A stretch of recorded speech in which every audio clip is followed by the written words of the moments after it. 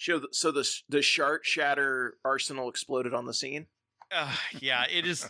I do not like pronouncing this. It is so easy to screw up the pronunciation on Star Shatter Arsenal. I had to like fix myself saying it at least twice. Yes, and I heard Kevin out there just waiting for the opportunity. Oh, I know. But anyway.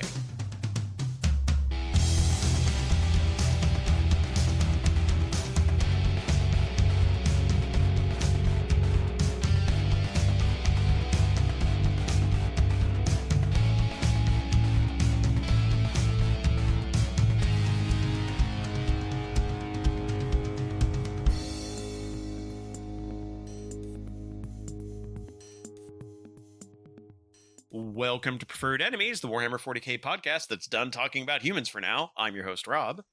Kevin. Dennis. And Richard. And yeah, we are continuing on with our faction focus series. And this time, we have moved past Space Marines and the Forces of Chaos to the various alien races, the Xenos races, as they are known in 40k parlance. But before we get to those, and there's 8 different factions we're going to be talking about here.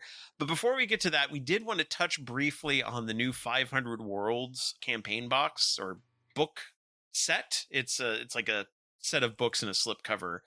And we're only going to talk about it briefly. I'm not going to get too far into the storyline because a lot of the storyline in that book requires a lot of explanation about the Necrons, and we're going to be getting into that.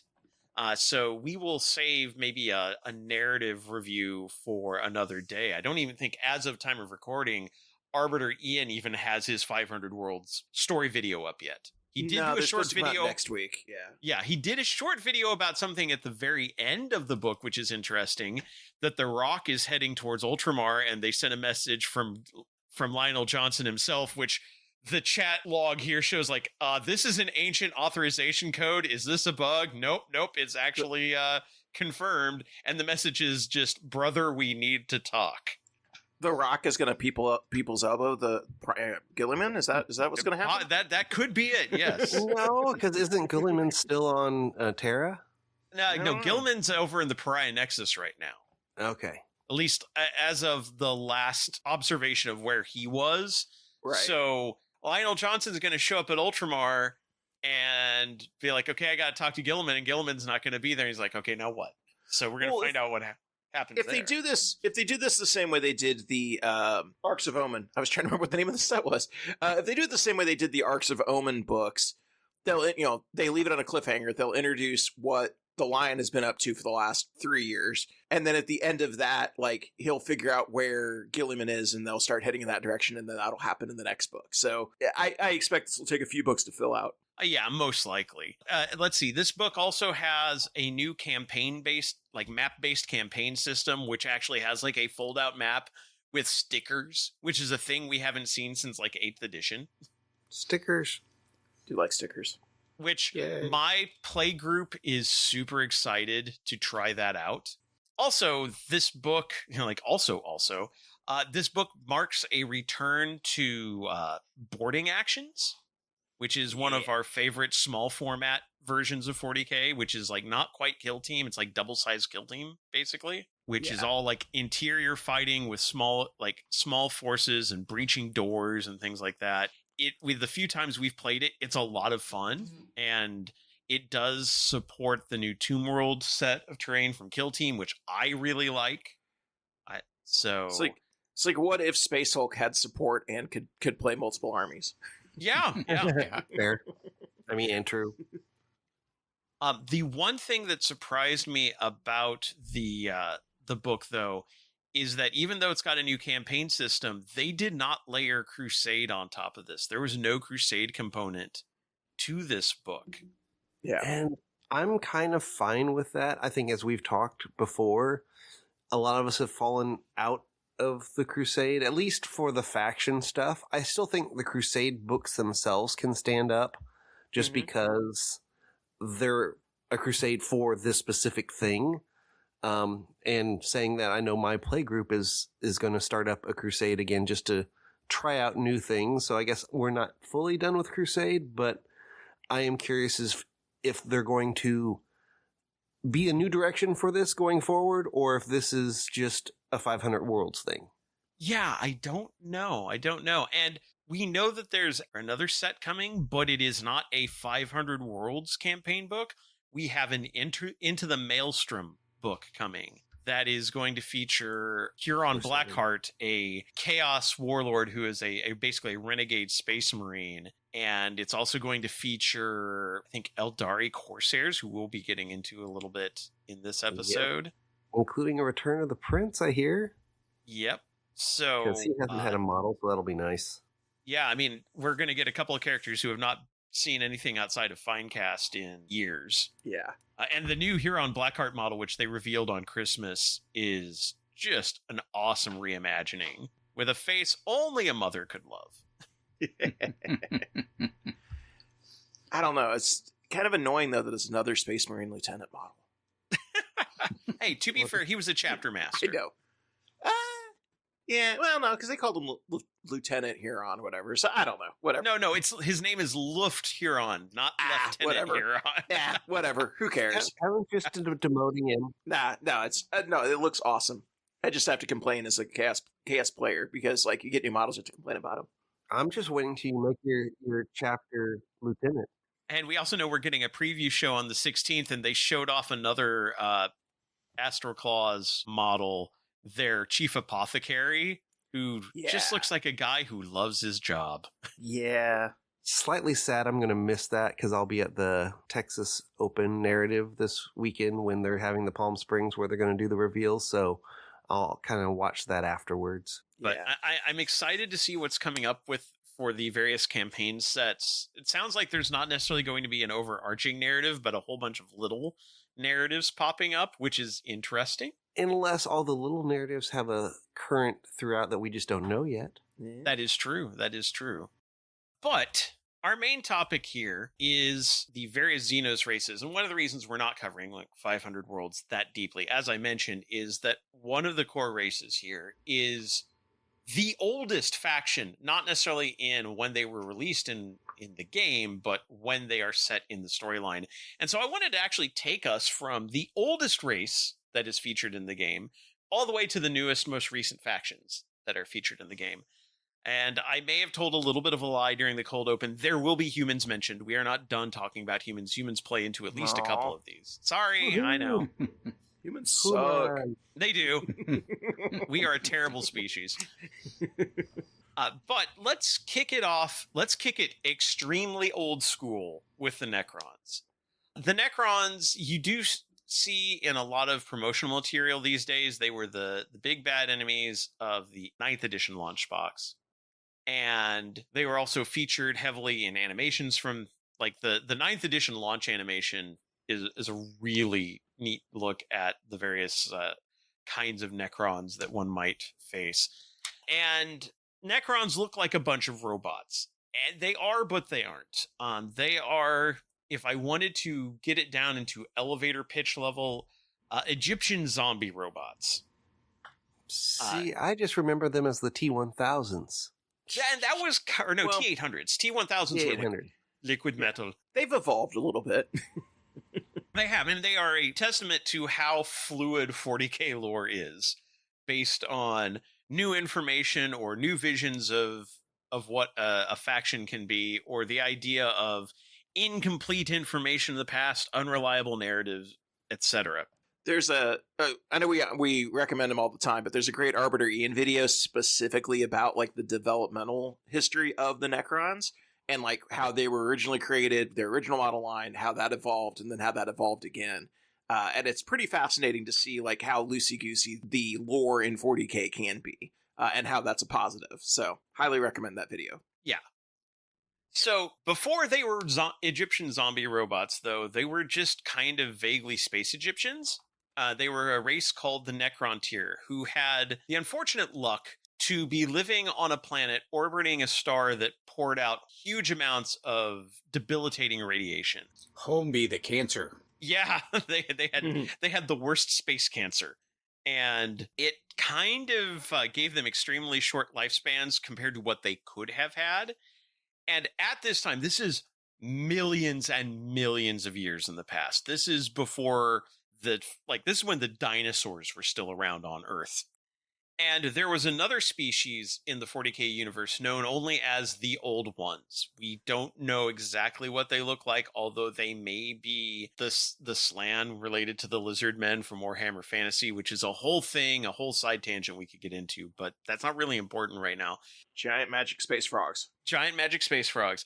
But the idea is the Old Ones were this extremely powerful race that could genetically engineer new species, and often did. They would uplift species or just create new ones to serve whatever purposes they needed. And the Necron tier petitioned the Old Ones to, like, can you fix us? Can you make us not die of the space cancer so we can actually live our lives?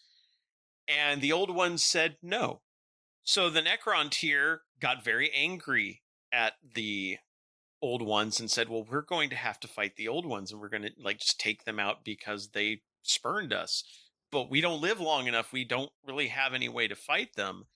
And then they were approached by a race of beings called the Satan, or Catan, depending on how you want to pronounce it, C''Tan. And these were effectively non-psychic star gods.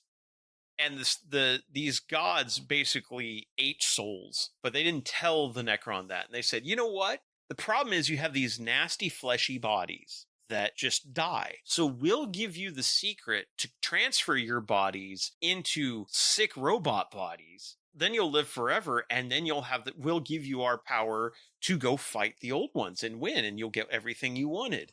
And so the Necrons thought this sounded like the Necron tier decided this was a great idea. This was well before cyberpunk had been invented, so they did not know the downsides. Right? Yeah. No one knew that there were downsides to transferring your brain into a computer.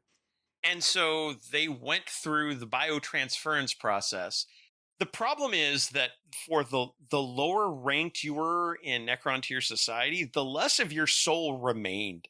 And in fact, you didn't really have a soul. It was just kind of a recording of what your brain was like. So the Necron tier, now the Necrons in metal shells, don't have souls because the Catan ate them all. Whoops. But they didn't kind of realize this at the time. And so they went to war with the Old Ones. They had the power of the Catan, which were these amazingly powerful beings that could just rewrite reality around. And there was what was called the War in Heaven, and it lasted for millennia. Races were spawned by the Old Ones to try to fight the War in Heaven as basically living weapons, and we will talk about a couple of those as we move forward. But in the end, the Old Ones lost and were wiped out by the Necron. And the Necron then went forward to establish a massive star empire across the galaxy. However, as things went on, they realized, oh, wait a minute, we don't have souls anymore. What happened to that? And the Catan were just like, okay, yeah, we're going to lord over you now because we're your gods now and we own your souls. And eventually, a Necron leader, in fact, the leader of all the Necrons, Zarek, the Silent King, decided to lead his people in an uprising, and they turned on the Catan and defeated them using the same, basically, Clarkian, sufficiently advanced technology indistinguishable from magic abilities, where they can move stars around, make them explode, rewrite reality in their own ways, play with time and space. They use that to defeat the Catan, shatter them, because they couldn't destroy the Catan. The Catan were too powerful to destroy, but they were able to shatter their forms, and they could collect up the individual shards and store them away in vaults, or use them to power things, or keep them around to release as little bitty Catan that they could control to send out as weapons. And that's what they did. So they basically kept all these pieces of Catan around, each one a fragment of one of these star gods, which is why you will see the same several Catan show up in various places, because they're all shards of this particular being that kind of reform with the help of Necron technology into a full body, but then eventually can just be rebottled and used later. And eventually, the Necrons kind of got complacent, and they decided, we're going to go to sleep now. We're just going to, we'll set ourselves up in tombs because we're effectively immortal. We will just go into shutdown mode. We've got robots that will, what they call canoptic robots, because we're getting very Egyptian here, that will maintain these tomb worlds for as long as we need them to. And then eventually, if something bothers us, we'll wake up and reclaim things. And they went to sleep I think they went to sleep around 60 million years before current time. So dinosaurs have just been wiped out. Who knows? Could have been from one of the things that happened because of the war in heaven. Don't know. But Necrons go to sleep. And then near the end, I want to say, of the 40th or 41st millennium, the Imperium starts exploring and discovering these tomb worlds. And the Necrons start waking back up. And at first, the Necrons wake up and they seem like just hordes of mindless zombie robots. But as more and more of the tomb worlds start reactivating, we see more and more leaders who have personalities and goals of their own start making their appearance on the scene. And we also get the return of Zarek the Silent King, who had left the galaxy for a while, kind of did a peace out thing at the end of the Necron, at the beginning of the Necron slumber, but saw something out in the galaxy that caused him to, or outside the galaxy that caused him to turn around and come back. And we'll get to that near the end too. It's probably nothing. It's probably nothing. No. So that's where the Necrons are. You have this race of beings transferred into robots, most of which are little more than automatons, being led by royal courts and technical viziers named cryptex, and they have overlords, and they have a king, and there's a lot of little sub-factions and dynasties all mixed in there. And because they have developed technology that basically lets them do effectively whatever they want with time and space and matter, they have no psychic presence because they have no souls. So they don't use the warp. They don't need to. They can break the laws of physics. They can also repair their bodies. They can teleport broken Necron away and rebuild them and reinsert them into battle, or just have them start reforming. And that gets into their core mechanic, reanimation protocols. Reanimation protocol says at the end of your command phase, every unit in your army basically reanimates D3 wounds, which is either heals D3 wounds from a unit that has multiple wounds, or just brings back models. And then once they're back at starting strength and fully healed, you're done. But that happens every turn, and you have a number of ways to manipulate how many wounds you restore. But basically, with Necrons, if you do not wipe a unit out, you are going to be facing that unit all game. It is just going to keep coming back. Yeah, there's no such thing as overkill when you're playing Necrons. You just kill it all. I'll go back to one time where I had a thing of the Dark Angels. Some of the Terminators were fighting some Necrons, and I killed like 32 of them, but the squad of 10 was still there at the end of the game. Yeah. Yep. So, yeah, you practically have to overcommit to take out a Necron unit. And it doesn't help that they can take their basic troop units in bricks of 20 with characters attached that will make them even hardier. So you have to deal with them with overwhelming force. And they've got a good mix of units. They have, their core units are good at ranged combat and passable at close combat. Not great, but they have dedicated close combat units. They have dedicated heavy weapons units. They have snipers that can teleport in. They have vehicles with absolutely devastating weaponry. They have a little bit of everything. They're a very well-rounded army. They are a little on the slower side as far as movement, but not terribly. Yeah, no, it's not like some of the other armies. Right. Yeah, because their core unit, their Necron warriors, one of their key battle line unit, only moves 5 inches. They are slow. Yeah. They kind of lumber across the battlefield, but they can be a real bear to deal with because they're just so resilient. Because killing them isn't enough. Yeah, I like that they are basically a horde army, but they play the horde in a different way. You can still take big bricks of models that are hard to shift, but because they're constantly coming back, they feel like they play a lot bigger than they look on the field, as opposed to, as we get to some of the other horde armies that we're going to talk about, where it's you just bring 30-man units, So I like that it gets to that same place of being a horde army without having as many models. So yeah, just a fun way of playing it. And to show how many options they have to play. They have a huge number of detachments. They just received 3 more with the release of 500 Worlds, because 500 Worlds contains an extra book of detachments, but Games Workshop also gave us those detachments as free downloads, so you don't have to have the book to use them, which is actually really cool. More of that, please. More free rules releases so that people 100%. Can use them. But they have 1, 2, 3, 4, 5, 6, 7, 8, 9 detachments, which is a ton compared to some of the armies we're going to talk about. I'm not bitter. But taking it kind of from the beginning, we start off, we're going to get through the Codex detachments first and then the ones afterwards. So the first detachment is the Awakened Dynasty, which is kind of their generalist detachment. Every faction tends to have a detachment that is just, this is good for whatever you want to take. It will work with pretty much anything. The Awakened Dynasty for the Necrons is also kind of a character-based detachment because characters leading units give their units +1 to hit. So the idea of this detachment is you want characters seated throughout your army leading units, because like a lot of the stratagems in this detachment are like, hey, it gives this effect, but if there's a character in the unit, you get a better version of it. Mm-hmm. So you want overlords, you want cryptex, royal wardens, things like that kind of scattered throughout your army. And again, just a good generalist detachment works with pretty much everything.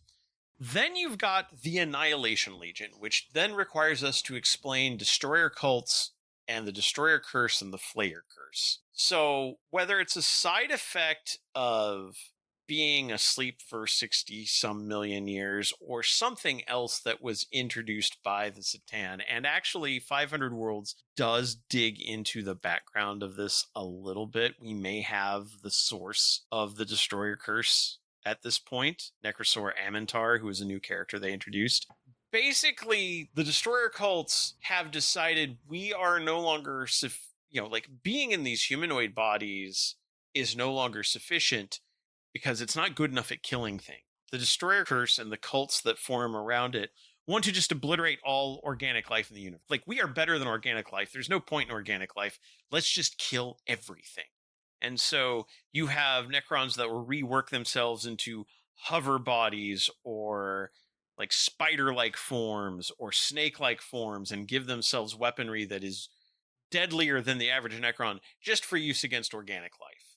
On the flip side of that, you have the Flayer Curse, which are Necrons that start wanting to cover themselves in flesh so they can have fleshy bodies again. So they modify themselves to have long claws, and they go around and flay the skin off of beings when they kill them, then drape themselves in the bloody skin. And it's a horror movie.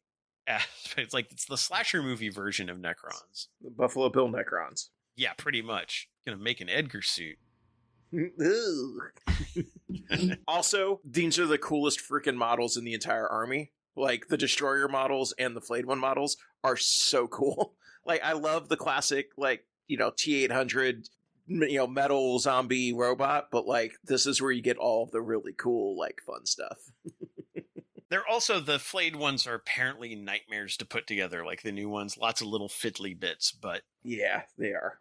But yeah, for the Annihilation Legion, this one's focused around Destroyer Cult and Flayed One units. Your Destroyer Cults and Flayed One units get reroll charges, and if the target is below half strength, meaning likely to die if you fight it, +1 to the charge roll.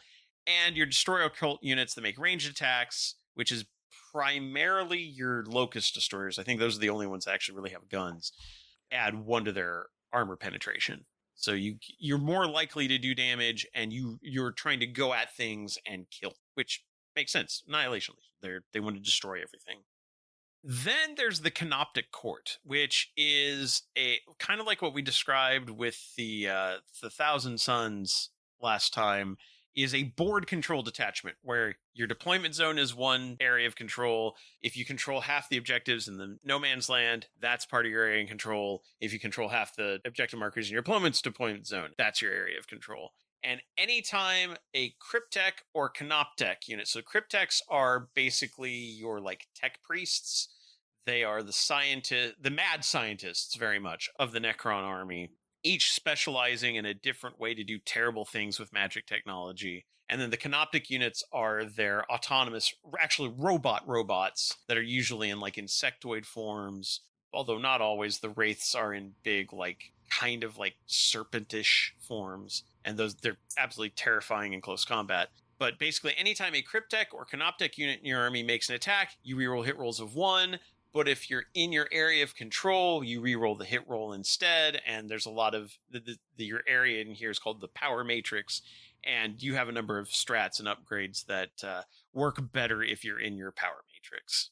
And I've seen this one used actually to very good effect, because crypteks actually can carry some decent weaponry, and it's anytime a cryptek unit, and crypteks can join quite a few units, so they can kind of spread that love around.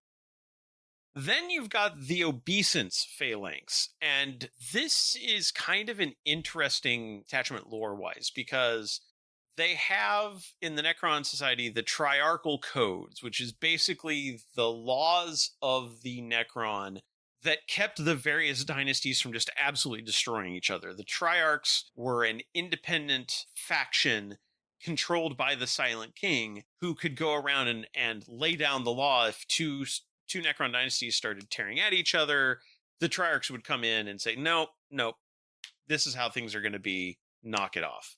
And the Triarch Praetorians are still around and kind of doing the Silent King's bidding, even while he was gone. And so for the obeisance phalanx, it works into that, as well as with the Lich Guard, which are bodyguards, and the nobles, which are most of your leader units that are not crypteks. And basically says in your command phase, you select an enemy unit. It's not quite Oath of Moment. You don't reroll hits, and it's also limited on who it affects. Basically, each command phase, you select an enemy unit. Until the start of your next command phase, nobles, lich guards, and triarchs add 1 to the wound roll against it. So it's like the other half of Oath of Moment. And everything in here plays off of like lich guards, triarchs, warlords, things like that. So it's all about the leadership, and it's one you don't see taken very often. Not that lich guard aren't good. Those things can, like, if somebody takes a brick of 10 of those between the invuln saves they have, like that can take a while to chew through. Yeah, they're very hardy. Yeah. And then you've got the Hypercrypt Legion, which is teleportation shenanigans. Basically, at the end of your opponent's turn, you can select a number of units from your army that are not in engagement range, put them back into strategic reserves, and they can basically deep strike back in. And this one also plays a lot into like monoliths, which are these gigantic ziggurat vehicle things with huge base sizes. So they're hard to deep strike, but they had ways to like deep strike them very closely. Like they had a way to originally deep strike within 3 inches. They've now made that 6 inches kind of across the board in the game. But there is a story from one of the major 40K tournaments. Was it LVO? I believe it was. I believe it was LVO 23, I think. Yeah, like, because the Necrons had come out, it would have been like early 24. Because, like, the Necrons had just come out at the end of 20. Oh, yeah, I guess it would have been 24, yeah. Okay. Yeah. Because it was January, yeah. Right, yeah. And somebody managed to, their opponent didn't watch what they were doing and left just a large enough hole in their back line for someone to deep strike a monolith right into their backfield. And the game did not last long after that, from what I understand. Yeah. Just a reminder that mistakes happen even at top level games. Yep. Yeah. And to me, the monolith is like the symbolic, like the T-800 and the monolith that's what I think of for a vehicle and a troop for this army. Yeah. Well, for the first decade of the army, that's all they had. That was the vehicle, yeah. But yeah, they're definitely the iconic. Oh yeah, it's an absolutely awesome model. You actually don't see them on the table that much anymore because they are harder to use now, and they're not nearly as oppressive as they used to be. Once upon a time, killing a monolith, like we're talking like old editions, like 4th, 5th edition. Because it was, in like 4th and 5th edition, it was Land Raider tough, so armor 14. And it had living metal, so you didn't get the extra penetration dice for multi-guns or chain fist or anything like that. Like, they were nightmares to deal with. Yeah. All you had to do was send Wraithguard. Wraithguard could handle them pretty well. Eventually, once you had D-weapons, which they didn't have in 5th edition. Yeah. No, I had I remember going to a tournament and surprising the Necron player by having my Wraithguard with D-cannons just obliterate his model. Well, they didn't have the Destroyer rule on it. It was different. Well, you didn't have to. You still wounded on a 4-up on... Fair. which was a lot more damage than they'd actually ever see. Yeah. But yeah, nowadays people tend to run more infantry with their Necron armies because they also have a lot more options. Yeah, and a lot of the other vehicles are just better. Yeah. So. But still, the uppy downy shenanigans with the Hypercrypt Legion is still very solid. Oh, so it definitely a great way to get around the shorter range and mobility of some of the troops. So you can just fling them around the table. Right. Now, moving out of the Codex and into the things that have been released after this army came out, the Star Shatter Arsenal has been that one blew up on the scene. I've played against that. It is a nasty detachment. It is their vehicle and mounted detachment. The Star Shatter Arsenal has a rule that says, like, first off, all your Necrons, whenever they target a unit that's on an objective, add 1 to hit. So they're good at clearing people off objectives. And Necrons usually hit pretty well anyway, so this almost guarantees that you're hitting. In addition, all your Necron vehicles and bikes, which they do have mounted units and they actually move very fast and can be very nasty, have assault. So you get things like Doomsday Arcs and Annihilation Barges moving up quickly and still firing. Also, the Silent King is a Necron vehicle. Just saying. True. Yeah. And he is an absolute beast. Now, it does not affect Titanic models, so you can't fly a monolith across the board that quickly. Aww. But again, most people aren't taking monoliths. There's better options for this detachment. But this is basically, like I said, the vehicle detachment. It is particularly nasty. And then we get into the new ones they've added with 500 Worlds. Cryptek Conclave, which is another Cryptek detachment, but doesn't care about board control, which I think makes it actually easier to play. Your Cryptek models have Assault, and anytime a Cryptek unit, which is a unit that has been joined by a Cryptek, shoots, they can take one of the following: Anti-Infantry 3-up, Anti-Mounted 4-up, which that one's of limited utility because that's only going to be good against bikes. Assault, Heavy, or Ignores cover. That Anti-Infantry 3-up could get pretty nasty, and you do have a stratagem that lets you treat a unit as though it were a Cryptek. It's just you have to have a Cryptek within 12 inches, and you make that a non-monster, non-vehicle unit a Cryptek unit. So you can kind of bounce it around a little bit. But yeah, everything in here keys off of Cryptek, which makes sense. It's the Cryptek detachment, but again, I think it feels more flexible than the Canoptic Court. Then you've got the Cursed Legion, which is another Destroyer Cult, and this one is Destroyer Cult only, doesn't really care about flayed ones. But this one says, all your Destroyer Cult model weapons are +2 strength, which is already terrifying. Yeah. Because again, they've got close combat Destroyer Cult, they've got shooting Destroyer Cult, and the shooting ones, they have options for anti-infantry weapons and anti-vehicle weapons. They don't need the help. And there's characters who are Destroyer Cult. They don't need the help, but yet here they have it. And then the first time a turn in which a Destroyer Cult army makes attacks that either destroy an enemy unit or just take it below half strength, all other Necrons in your army other than Destroyer Cult, because they already have the +2 strength, monsters or Titanic models, get +2 strength to all their weapons. So you just target something with a Destroyer Cult first, and then everything is +2 strength. Sounds fun. Yeah, now this one, everything pretty much excludes monsters or vehicles. They just want you taking as much Destroyer Cult and infantry as you can. That's fine. You can build a perfectly viable army with that. And then finally, the Pantheon of Woe. We mentioned those Catan charts, which are absolutely terrible to deal with on the tabletop. Although they got a change up with their rules recently. They did get updates because they released a new Catan Shard of the Nightbringer, which is the Catan of Death, and looks like the Grim Reaper. And in fact, in the fluff, is the reason that so many species have a genetic memory of the Grim Reaper as this thing, as a representation of death. So it looks like the Grim Reaper down to the scythe and everything. They just released a new model for it, which I got a chance to paint. Had a lot of fun putting it. It's my first Necron model I've built and painted. Not the first one I built. I've built some warriors, but I hadn't painted them. This is the first one I've painted. They updated the datasheet to give them, I think, more movement, more wounds. They did take away the ability that halves all incoming damage. Yeah. But they still reduce all incoming damage. Yeah, these things are beasts. 10 inches of movement, 16 wounds, tough 11, 5 up, feel no pain. They can deep strike now, which didn't need that. Does it still cause mortal wounds by being close to it? Yes. I Yeah, hate the that Nightbringer ability. still drains life.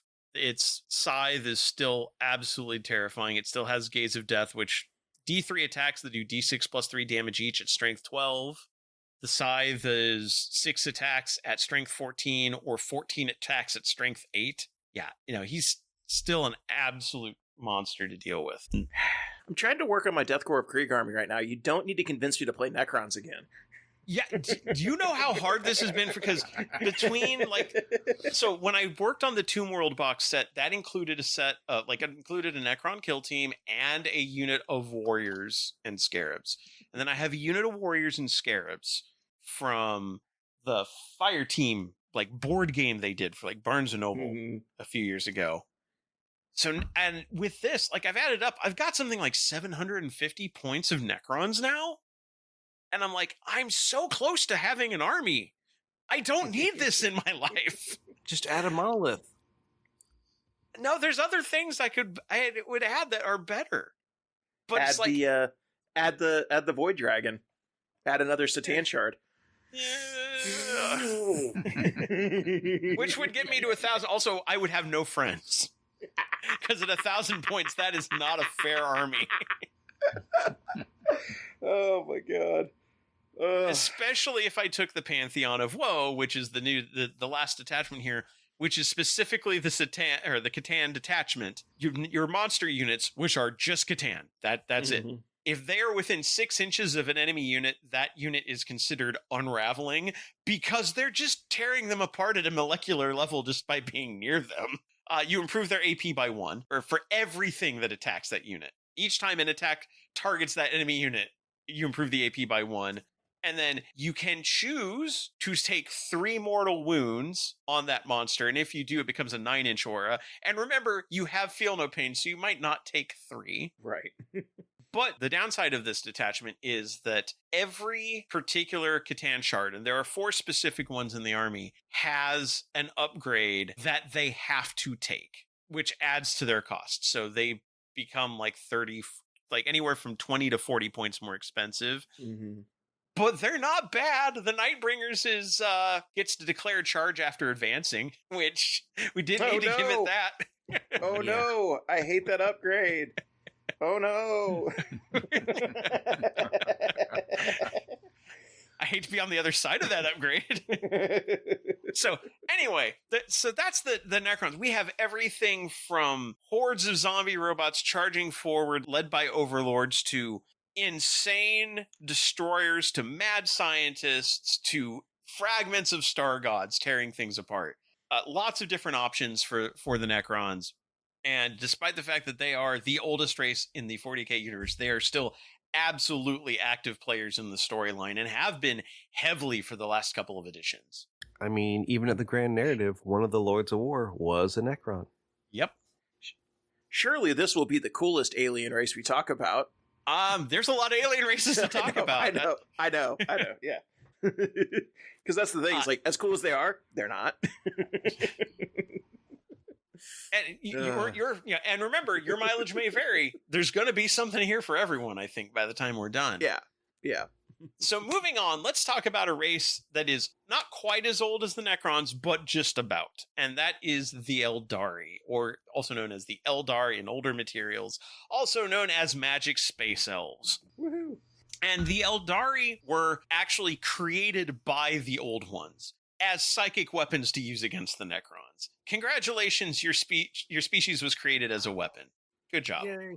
And after the Necrons went to sleep, the Eldari were basically the last ones left standing as far as running the galaxy. And so they created an empire.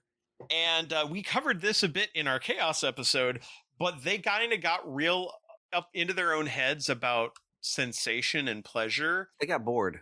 Eventually, if you go too far in that, you spawn a Chaos God. And that's what happened.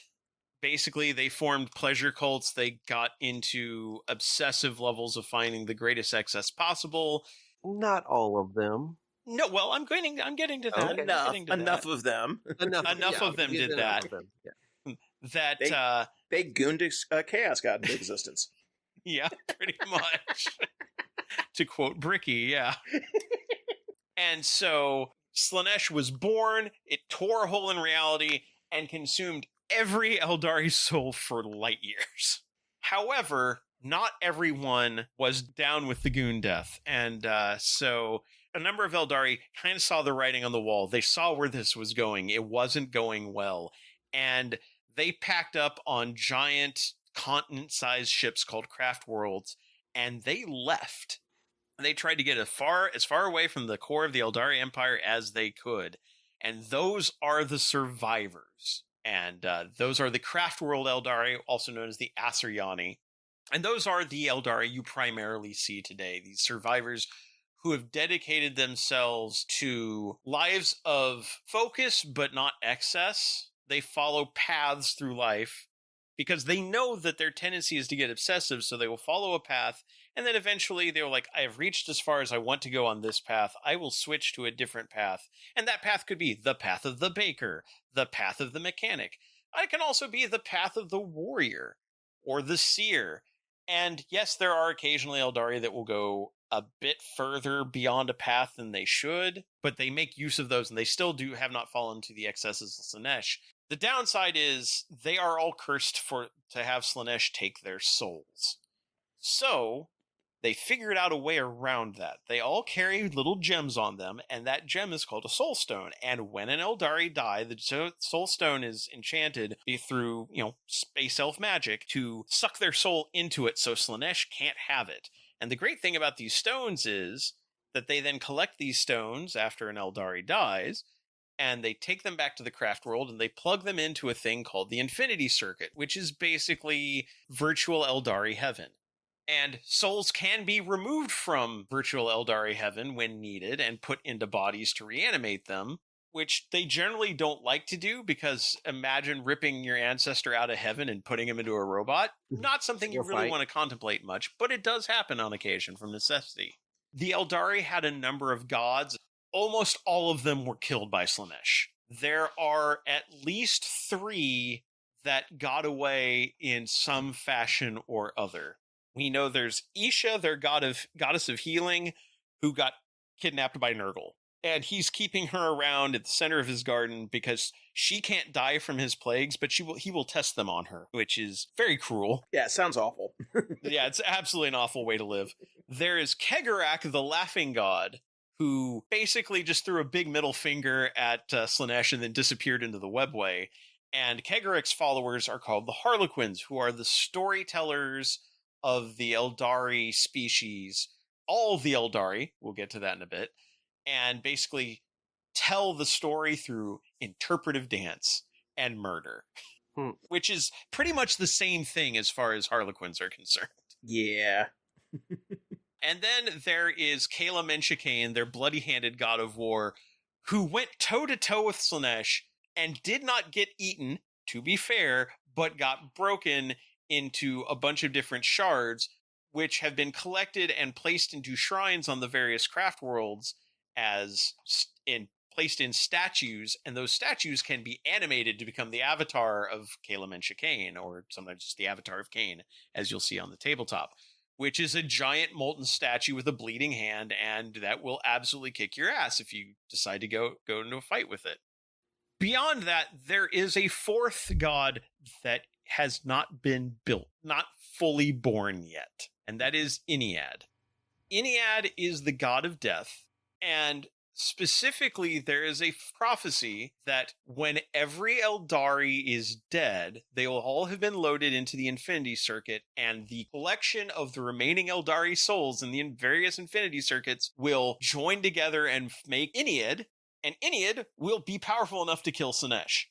Kind of a Pyrrhic victory, but that's the hope.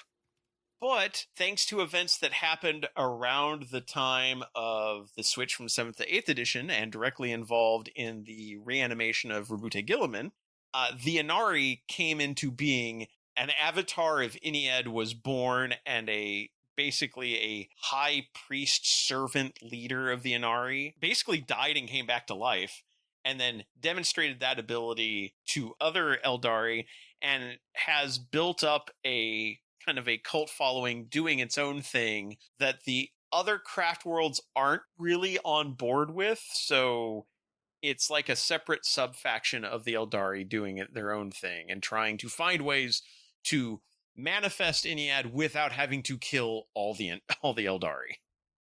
Eldari technology is not quite sufficiently advanced to be magic as the Necrons, although they do tend to grow a lot of their buildings and vehicles by singing, although that's been kind of retconned recently, which was a very unpopular move for some loreheads.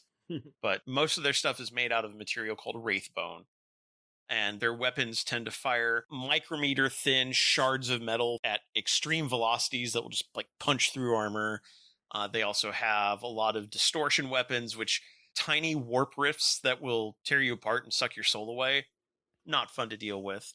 Also, they are very fast. They are very lithe. They are a bit squishy. They're not as resilient as humans, although they live effectively forever. They can get very old, but there are some very, very, very old Eldari living.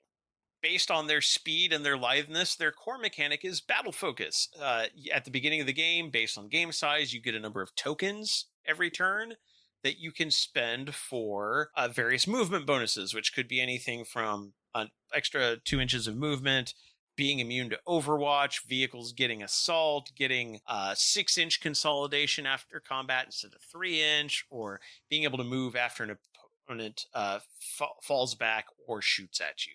So you get a lot of movement tricks in Eldari.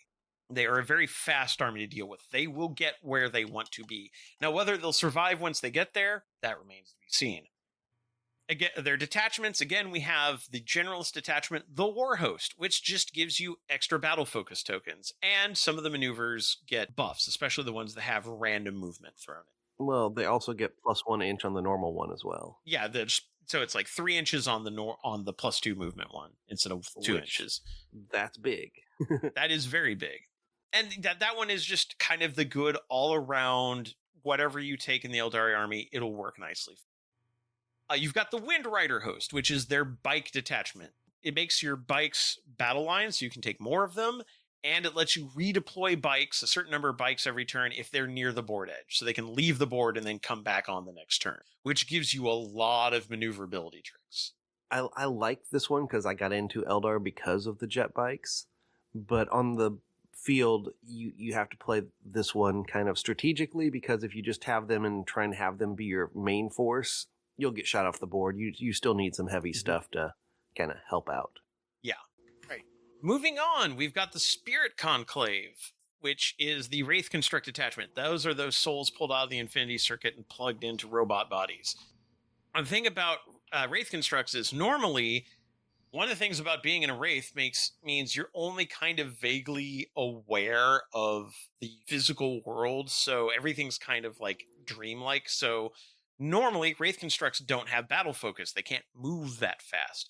But if they're near a Psyker in the Spirit Conclave, they're, I think, within 6 inches, they get battle focus, because the Psyker kind of tethers them to the real world and they can move like they used to. On the other hand, if somebody kills the Psyker, that unit basically gets marked for vengeance, and Wraith Constructs get buffs on attacks against them. And all the upgrades and stratagems are going to work on Psykers and Wraith Constructs, and kind of the synergy between the two and making them all better.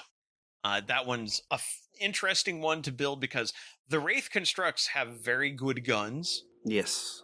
And they're got good toughness, so they'll survive a lot of hits. They are the hardiest of the Eldari units, most likely, but they are also a smaller model count. They're more expensive. So just keep that in mind, but still an interesting army to build. You've got the Guardian Battle Host. This one is good for Guardians and Guardian-related units, as well as Dire Avengers, which are basically the Eldari defense specialists. They are basically better at attacking someone on an objective, or if the unit is on an objective themselves, attacking someone else. It's +1 to hit in all cases. So basically, if you're defending an objective or trying to take an objective, you're +1 to hit with your Dire Avengers, Guardians, or Walkers, things like that. And then everything in here is about Dire Avengers and Guardians. So if you're just taking like standard Eldari troops, this might be a good detachment to take. There's Ghosts of the Webway, which is one of the we now have 2, but this is one of the Harlequin detachments. This one says every time one of your Harlequins charges, they can move through enemy models. You cannot screen from a Harlequin if they're running this detachment. And then on top of that, Harlequins are not normally a core troop battle line thing. In this army, they are a battle line, and they have objective control too, which makes them more like a standard battle line troop. And it lets you take up to 3 of the various Harlequin generic characters, because normally you're limited to 1. So it lets you build out a full Harlequin army should you so choose. And Harlequins are interesting in that they're what I've referred to in the past as glass blenders. If they get up to you and fight you, you will have a bad time. However, they are very squishy, and if you can get them before they get to you, you can generally take care of them. There's the Devoted of Iniad, which is the detachment if you want to play Inari. This one is kind of an oddball, and they've had to tweak this one before, because like when it first came out in the Codex, it was super powerful. Then they had to tone it back, and now I don't think anybody really uses it. That's been an ongoing theme with the Inari since they first revealed them. They're either too good or not good enough. They've never gotten them quite right. The thing about the Inari is they are not Asuryani. Some of them are, but some of them aren't. And in fact, if you take Asuryani, which are your Craft World Eldar, in here, they become Inari. There's also Drukhari elements. What's a Drukhari? We'll get to that in a bit. But basically, the other half of the Eldari coin has some units that can be taken in this army.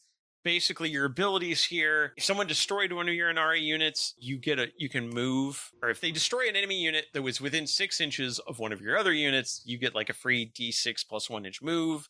Or if you do the fade back maneuver, which is the one that lets you move after an enemy unit shoots, you can do a surge, which lets you get up to engagement range if you want. And then the other thing is, if a unit's below starting strength, they have fights first. Like, you can select one Inari army on the board to get fights first. So it's kind of confusing. It doesn't quite key in with everything else. The synergy's a little bit weird here, but like everything keys off of the Inari keyword, which it hands out the Inari keyword on all your units. It is odd, but it does work-ish. And then we've got the Seer Council, which is their Psyker detachment.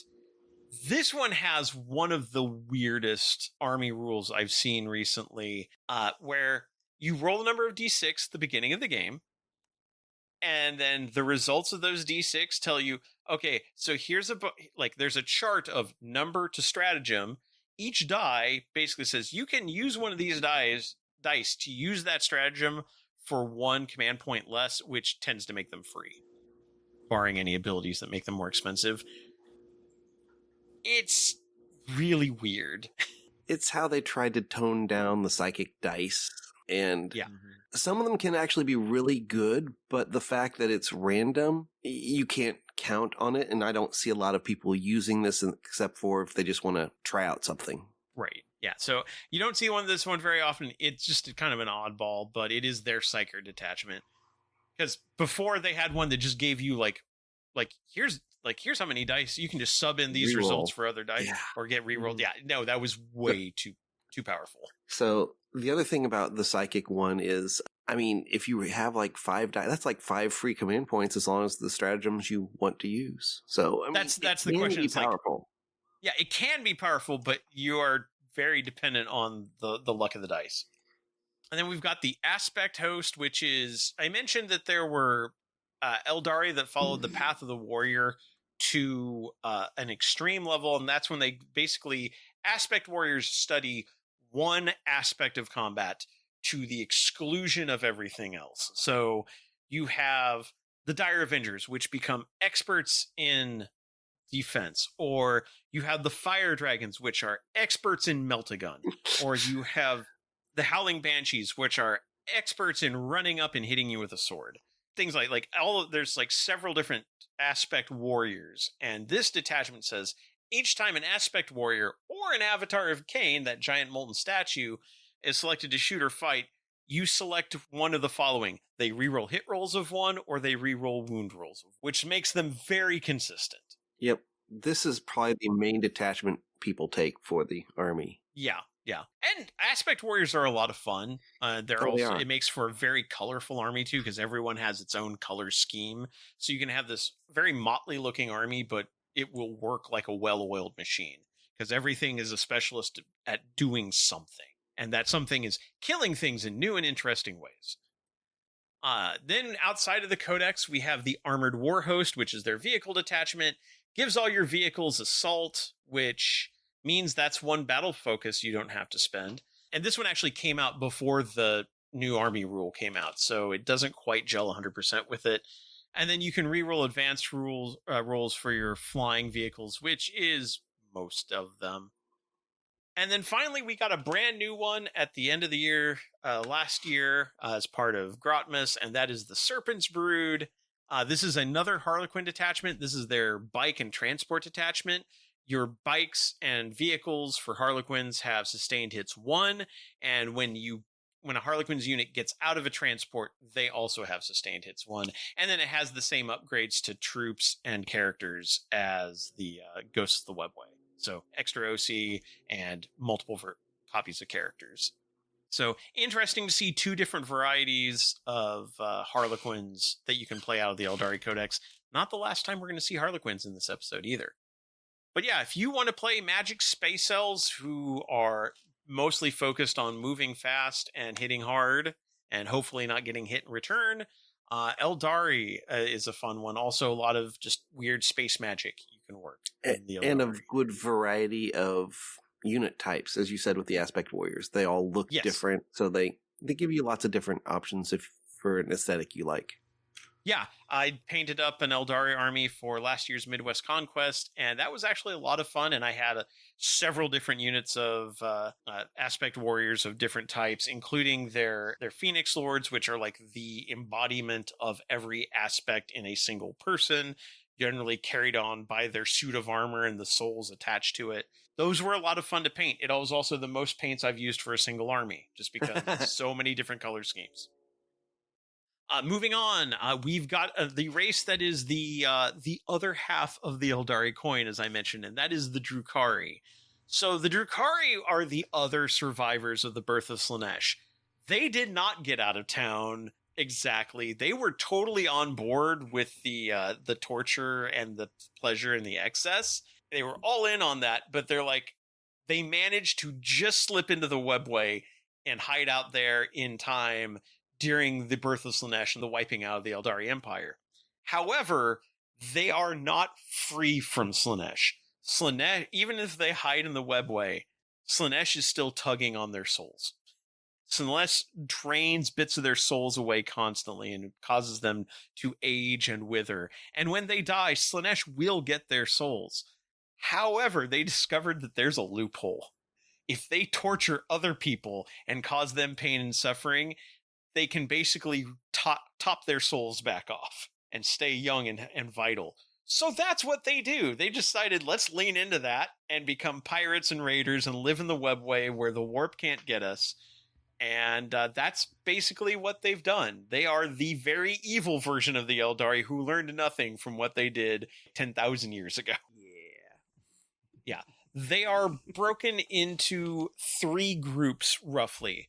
There are the Cabals, which are basically your pirate gangs / mafia. They work on gang territory. They all live in the city in the webway. And I think there are other outposts, but the main home of the Drukhari, also known as the Dark Eldar, is the city of Camorra, deep in the webway. And there are fights for territory and turf and various cabals jockeying for power, and that's kind of the political structure of Drukhari society. Then you have the witch cults, which are gladiatorial fighters and drug users. And when I say drug users, they are constantly shooting up combat drugs to increase their abilities. They put on fights, usually sometimes against each other, often against beings that they have captured in their various raids into real space, just because that's a way to inflict pain and show off how awesome they are. They tend to fight practically naked with a variety of nasty close combat weapons. This also includes their bikers and hoverboard riders, and are just generally not pleasant to meet close up.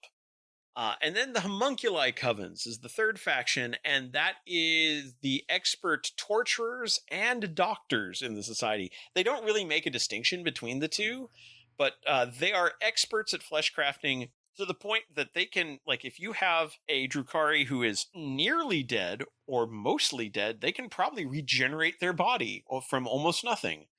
They can grow new parts and stitch them onto themselves, and often do. They can use surgery and drugs to make beings into huge, horrible mutants, and often do. And they are experts in extracting pain and essence from people.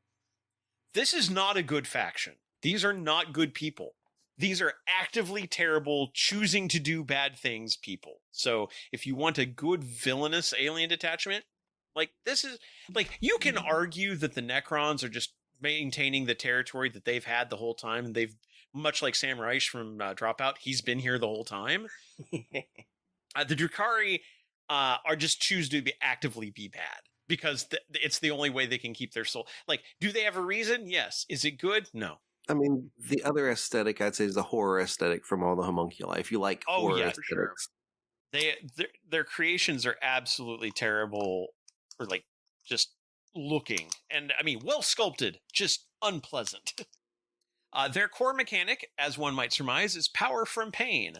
So at the start of your turn, or every time you kill an enemy unit, or every time an enemy unit fails battle shock, you get a pain token. Pain tokens don't do anything inherently. Once upon a time, they did across the board. Now, it's basically every unit has a custom ability that requires them to be empowered, which means you spend a pain token, they become empowered, they get this ability. I'm not going to go into all of them because every single unit has a different one. I recommend going back and listening to our Codex Review Drukhari to get a full rundown, because it is literally unit by unit. They are all different. Their detachments, their generalist detachment, their mixed force detachment is the Real Space Raiders detachment. That basically grants a certain number of, it's 2 extra pain tokens at the start of the game for each of the following. You have a Cabal unit with a leader attached, a Witch unit with a leader attached, or Homunculi unit with a leader attached. And then all the stratagems like key off of the various parts of that. So the idea is you want to bring at least 2 of those, 3 if you can, but at least 2 of those to get the extra pain tokens, and then have strats to give you the synergy there that you need, because they're all not going to necessarily work in concert well together. They're not really designed to, but this kind of like jams them all into a get-along shirt, makes them fight together. You've got the Sky Splinter Assault, which is their transport detachment. In this case, they get better when they disembark from transports, which they do have some really cool-looking transports if you like flying pirate ships, because they basically have giant pirate ship things that look like flying skiffs with sails. When they get out of the transport in this detachment, their ranged weapons have ignore cover, melee weapons have lance, so like getting out and charging, you get +1 to wound, which is good because, much like the Eldari, they're kind of squishy. They are not the strongest race, but they can actually get some work done with transports, and transports move them around very fast. You've got the Spectacle of Spite, which is your witch cult detachment. This one, I mentioned that witch cults use drugs. This is the druggy detachment, because at the beginning of the game, you can either select 1 combat drug or randomly roll 2 of them, and each one gives you a benefit to a particular stat. So it might be +1 attacks, or +2 move, or +1 weapon skill, or +1 toughness, all for your witch cult unit. So this is like witch cults only, which gives you more units than you might think, because you do have their bikes and hoverboards available, which actually gives you some decent weaponry to work, and a lot of movement and board covering. And remember, this is GW saying that drugs are okay. So yeah. Meanwhile, these drugs probably not made from anyone you know. Probably not. Yeah, probably not. A little bit of the Slaneshi touch there. And in fact, we know that Lucius the Eternal gets his drugs from the Drukhari. That is canon. He tops up his supply from the Drukhari. So, yeah. Yeah, no, it's fine, sure. Again, not good people. You've got the Covenite Coterie, which is the Homunculi Coven detachment, and this basically says all your Homunculus Coven units have what we called transhuman physiology, which is if the strength is higher than your toughness, it's minus on an incoming attack. The incoming attack is -1 to wound. And a lot of these have higher toughness than normal Drukhari anyway, so yeah, this just helps them stick around. Right. And then all the stratagems and upgrades are for Homunculus and the various Homunculus Coven units. The Cabalite Cartel, this is the Cabal detachment, which is like your warriors, your archons, which are like the Cabal leaders. And this also includes what they call Blades for Hire. There's a couple of units that are considered kind of like mercenary units. They'll work for anybody who will pay them enough pain and torture. Basically, this one's kind of interesting. You get to make contracts. You basically, like, you pick an enemy unit, and depending on what kind of unit it is, you make a contract against it. That contract gives you an ability anytime you either attack the contract unit or a unit that is like the contract unit, depending on what the contract is, and which might be precision against characters, sustained hits against infantry, lethal hits against monsters or vehicles. When you kill that unit, the contract is destroyed and completed. You don't have the contract ability anymore, but you get 3 pain tokens. And then there's a stratagem that lets you, like, at the start of the first battle round, you make a contract, and then you've got a strat that lets you pick new contracts as long as your warlord's around, which you're definitely going to be using. So this one's kind of fun. You target particular things. Everybody gets good at killing that one thing. In some cases, you may want to target something and then leave it alone so you have that ability for as much of the game as you can. And then finally, the Reaper's Wager. I told you Harlequins would be back. This is their Harlequin detachment. You can take up to half your army from Harlequins. And this one's fun because the Harlequins and the Drukhari are kind of playing this dance, fight, bet thing, which says they're trying to see who will kill more units. Now, the good thing is you don't have to keep a tally. The bookkeeping here is pretty easy. Instead, everybody rerolls ones to hit, and then if a Drukhari unit kills an enemy unit, then Harlequins are losing the wager, and they reroll ones to wound because they got to catch up. The minute a Harlequin unit kills a unit, well, now all the Drukhari are rerolling ones to wound because they've got to catch up. And so it's this constant kind of moving back and forth. This one's been very popular competitively, and it's just a neat, fun one to play because you just got this back and forth balancing units together and trying to decide who do you want to buff by killing other units, that kind of thing. So it's an interesting one and shows how the Harlequin kind of work both sides of all the Eldari. They still consider them to be one species, that they're all in this together against the fight against Slaanesh. It's just the Drukhari do things in a very bad way, but again, the Harlequins are murder clowns, so I don't think they're too bothered about it. Yeah. So if you want to play bad guy elf pirates and or horror movie monsters, Drukhari, definitely the faction for you. Man, the last couple of seasons of the Drew Carey show got really dark. No doubt. Never was the same after Craig Ferguson left. Yeah. And then we're going to talk about the final old race, and then we'll take our break for sponsorship. But the final old race might surprise you. It's the orcs. Now, orcs are a common fantasy trope, and these orcs are no different, although they do have the classic Warhammer spin on it. These are also very possibly created by the old ones to fight the war in heaven, except instead of being psychic weapons, these are just weapons. These are brute force weapons. They were originally may have been called the Krork. The lore is a little bit fuzzy on that, but apparently these are an engineered species, which makes sense because they are, and I quote from my own notes, as I summarize them in elevator pitch method, fungus-based guerrilla football hooligans who live to fight. Yeah, no, I mean, that's correct. Yeah, they are mean, they are green, and they just want to bash heads. Bigger is better.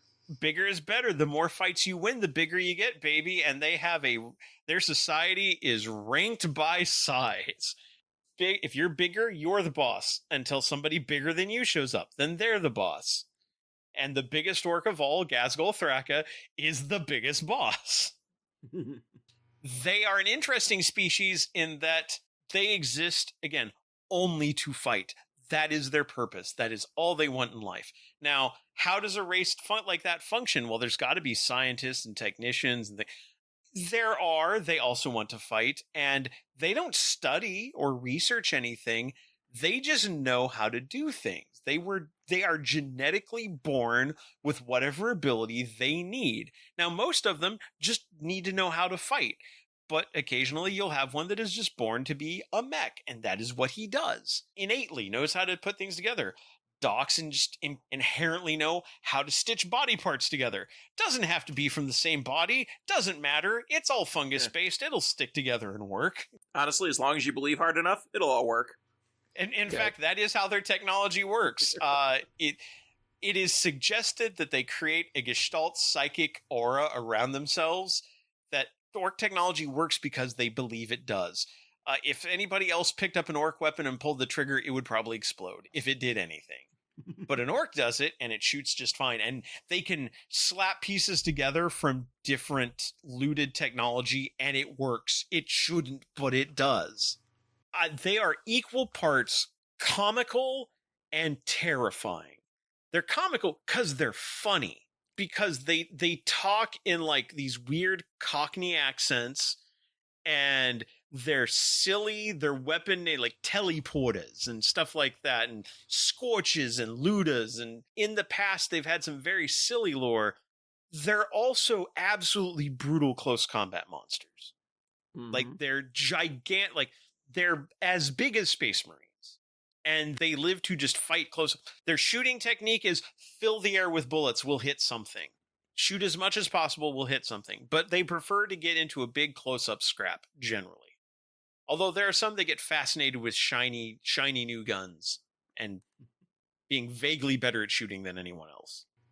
The leaders, the war bosses, will call basically what crusades that are called a Waaagh. And when they call a Waaagh, it will draw other orcs to them. They'll form these gigantic battle fleets and battle forces that will just rush at planets and just try to take them over, partially for resources, but mostly just to fight the inhabitants and take territory. And eventually, when they're done fighting, they start fighting amongst themselves because they just want to fight.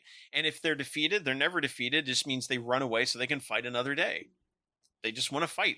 I can't say they aren't evil because they do canonically do things like enslave populations to work in factories and things like that, which is not great. But again, it's not out of a real sense of malice, which kind of puts them in a weird neutral spot.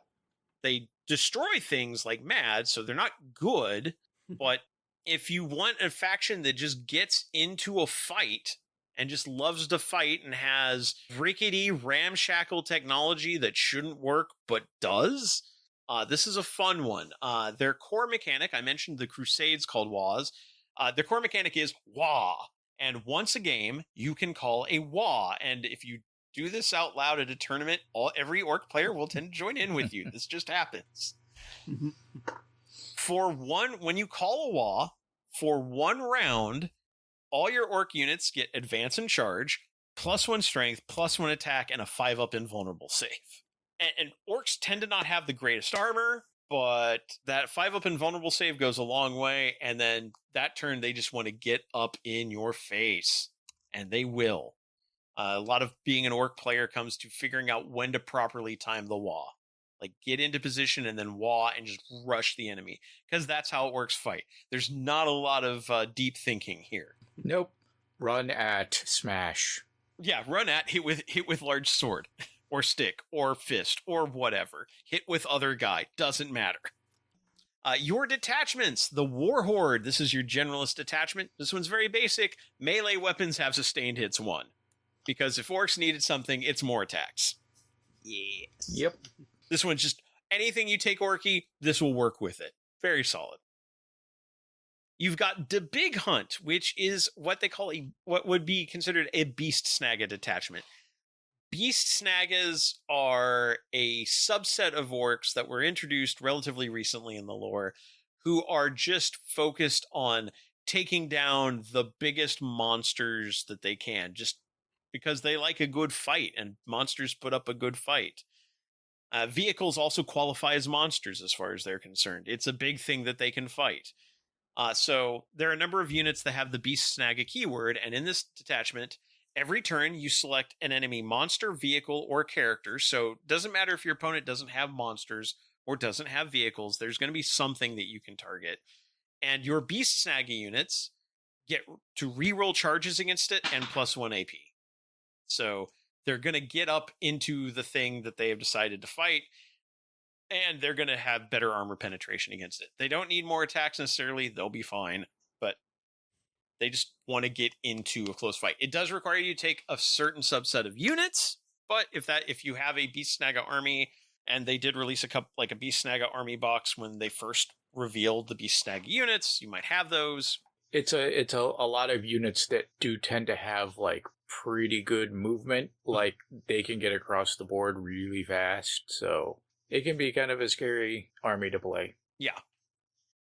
Speaking of moving fast, the Cult of Speed. This is your bike and buggy detachment. Now, buggies are a very particular type of orc vehicle. And the Cult of Speed is primarily the purview of the Evil Sons group of orcs who believe in their heart of hearts, and most orcs believe this, that red ones go faster, which means if you paint something red, it will be faster.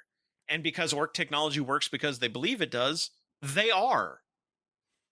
So in this army, anything that has the Speed Freaks keyword, which is your buggies, there's like 5 or 6 different kinds of buggies, your bikes, and Deathcopters, which are basically flying bikes, get to advance and shoot and charge, and fall back and shoot and charge. So they can just keep up the movement and not get stuck in. Bike armies were very popular with orcs back in like 5th, 6th edition. So if you have an older orc army, or if you like the new buggies and bikes, they're not necessarily the best points-wise. I think the balancing on the buggies has not been great in recent editions. No. But if you want to play that kind of army, this is the detachment that you'd want to go with. You've got the Dread Mob, which is a walker and big mech detachment. Orcs have walkers. Basically, they have Death Dreads, which are what if you take part of an orc that's still kind of alive and stitch him into a robot body like a Space Marine Dreadnought, but in horrible steampunk orc fashion. They also have Killicans, which are little walkers piloted by Gretchen, which are like a little servant race of orcs who are a little bit smarter, better at shooting, obviously much weedier and not nearly as tough. Basically the goblins of this. Yeah. In this setting, yeah. But the Dread Mob detachment, basically, every time you shoot or fight, you roll up a random ability. You roll a d6, and there's 3 possible abilities that can pop up. Or you can just pick one. Now, like, the effects are sustain hits 1, lethal hits, or improve the AP by 2 on a critical wound. Now, if you decide you want one of those in particular, instead of rolling for it, you can pick one, but it makes the weapon hazardous because orc technology also tends to explode even when they're using it, especially if they're going mad science on it. Hit the red button. Yep. Mm-hmm. This is also the Gretchen detachment. Gretchen are battle line in this detachment because like they're the little gribblies that will hold your objectives for you while your walkers are charging forward. So this is like vehicles, walkers, big like mechs, and Gretchen. It's a fun detachment. There's a lot of units that key into it. I've seen people have a lot of fun with that one. There's the Green Tide, the Boys detachment. Boys are your core orc battle line unit. You can take them in big blobs, I believe up to 20. Yep. And so theoretically, you could have 120 boys on the table. And in this army, boys get a 6-up invulnerable save, 5-up if the unit is 10 or more models. So, yeah, this one just like you flood the field with green. And you don't need to call a WA to have that 5-up invulnerable. Everything will have that 5-up invulnerable from the beginning of the game. Yeah, also, this one just has stratagems that all key into having boys. So you just want to run as many troops as you can in this one. Yep. Just hanging with the boys. Yep. Boys before toys. Then there's the Bully Boys detachment, which is for war bosses and knobs. This is basically for like the leadership of the orc structure. Knobs are basically their nobles, the slightly bigger orcs that keep the boys in line, but the war boss is bigger yet, and so he's in charge of them. This one says, on a turn that you have not called a WA, if you have a war boss on the battlefield or in a transport, you can call a second WA, but only war bosses, knobs, and mega knobs get to benefit from it. But that's fine because those units also hit like trucks. Yeah. And you can kind of optimize that army build so that it is pretty much your whole army gets a second WA. Yeah. Yeah, that's terrifying, especially considering one of the war bosses is Ghazghkull Thraka, who is an absolute beast. Yep. Ghazghkull Thraka, who has died a couple of times, and that has not stopped him. Yep. Yep. Probably, if anything's only made him worse. Yeah. In Hey, fact, just pissed him off. yeah, the last time he died, he was beheaded by a space wolf, and they found his head and the rest of his body, and Mad Grotznick cut it up, stitched it into a robot body, including stitching the head back on, and then used technology that had a 4 in 5 chance of destroying the planet he was on, but he managed to get the 5, and it just brought Ghazghkull back. And now he's bigger and meaner, and yeah. Moving out of the Codex, we've got 2 more detachments. The Tactical Brigade. This one is, I listed it as an Orders detachment. I would say an Imperial Guard detachment, but there's no Imperial Guard here. But it works, and we haven't even talked about the Imperial Guard yet. We will get to that in the next episode. But basically, your mechs and war bosses can give orders to orc units within 6 inches, and that order can give them extra buffs. But they have to make a leadership test to figure out if they understand the rule. If they fail the leadership test, they take a mortal wound as they get punched in the head to tell them what the order is and how to do it. And so it could be reroll charge rolls, +1 strength in melee, stealth and benefit of cover, or +1 to hit with ranged attacks. This one was really powerful when it first dropped and is still a popular choice. And it's fun if you want to play a strict structured military orc army, which is a thing that they do when they're young and rebellious. Orc are a very little c chaotic species, but when they are young, they are rebelliously organized and stern and structured. They're an odd species. There are some other companies that make orc models, specifically Cromlech, that makes like orc commissar models, which would be perfect for this. Yes. Yeah. And then finally, the last detachment they got, Mordaka. Mordaka is a shooting detachment, named after the Daka Daka Daka, the sound that orc guns make when you fire them a lot. And in general, orcs are, like you mentioned, fill the air with bullets method of shooting. Mechanically in the game, most of them are just not good at shooting. They don't hit, but they may shoot a few more times. Right. This one makes them shoot even more. Right. Because, like, first off, your ranged weapons on infantry and walkers have assault, so you can move around and still shoot. Or you can advance and still shoot, I should say. And then when you call a WA, in addition to the other abilities the WA gives you, your infantry and walker ranged weapons have sustained hits 1. So you're still only hitting on 5s in most cases, but every 6 you hit is going to do 2 hits. So makes you even better. Yeah, and that's the nerfed version. That's the nerfed version, yeah. The better, like, it wasn't sustained hits 2, I think, was the original one. Yep. But still a fun detachment if you just like shooting as many things as possible. Yep. But yeah, if you want to play a faction that is just balls to the walls crazy with technology that looks like it was thrown together out of scrap and big green gorilla looking guys charging at you and being kind of silly and fun and painted bright colors, and like there's a lot of creative hit bashing done with orc armies. It is a hobbyist dream of an army because you can just do anything and explain it because orcs are just nuts in the best possible way. Yep, I love them. Yep, and one of the classic 40k armies. I mean, orcs have been around since the very beginning, and this is just an absolute like joy of an army. Orc players are so loyal to being orc players. They have the most fun in doing it. So it's like if you want to be part of just a fun community, orcs are definitely a way to go. Yeah. All right, we're going to go ahead and take a break for sponsor identification, and when we come back, we're going to talk about the 4 younger species that are not millions of years old in the 40k universe. But also, if you want to help support the show, we are not millions of years old, but we have been doing this for about 15 years now, and we love all the support we get from our fans. And if you want to help support us, there are 3 great ways to do that. First off, is our Patreon at patreon.com/preferred enemies. It is basically an online tip jar. We don't lock any of our episodes currently behind a paywall, but joining the Patreon, which is just $1 a month, we don't have multiple tiers or anything, but joining that does get you access to our Discord. It gets you an ad-free version of the podcast feed if you don't like the ads at the beginning, middle, and end of the show and you want to help support us. And it also gets you access to any of the special content that we have put together. Like right now, we have our 10th edition conversion of the Urban Conquest set from 8th edition, the last map-based sticker and map-based system before 500 Worlds.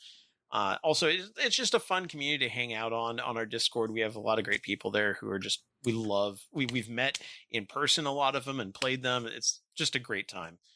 So if you want to join that, again, it's only $1 a month. And if enough people put in $1 a month, it adds up. It really does help out, keeps our, pays for our recording services and things like that. We really do appreciate that.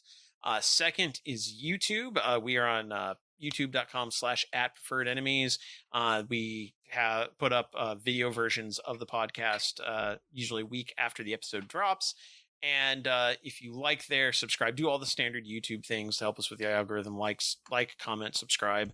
It helps us climb the rankings and just, be more visible to more people. And then third is merch.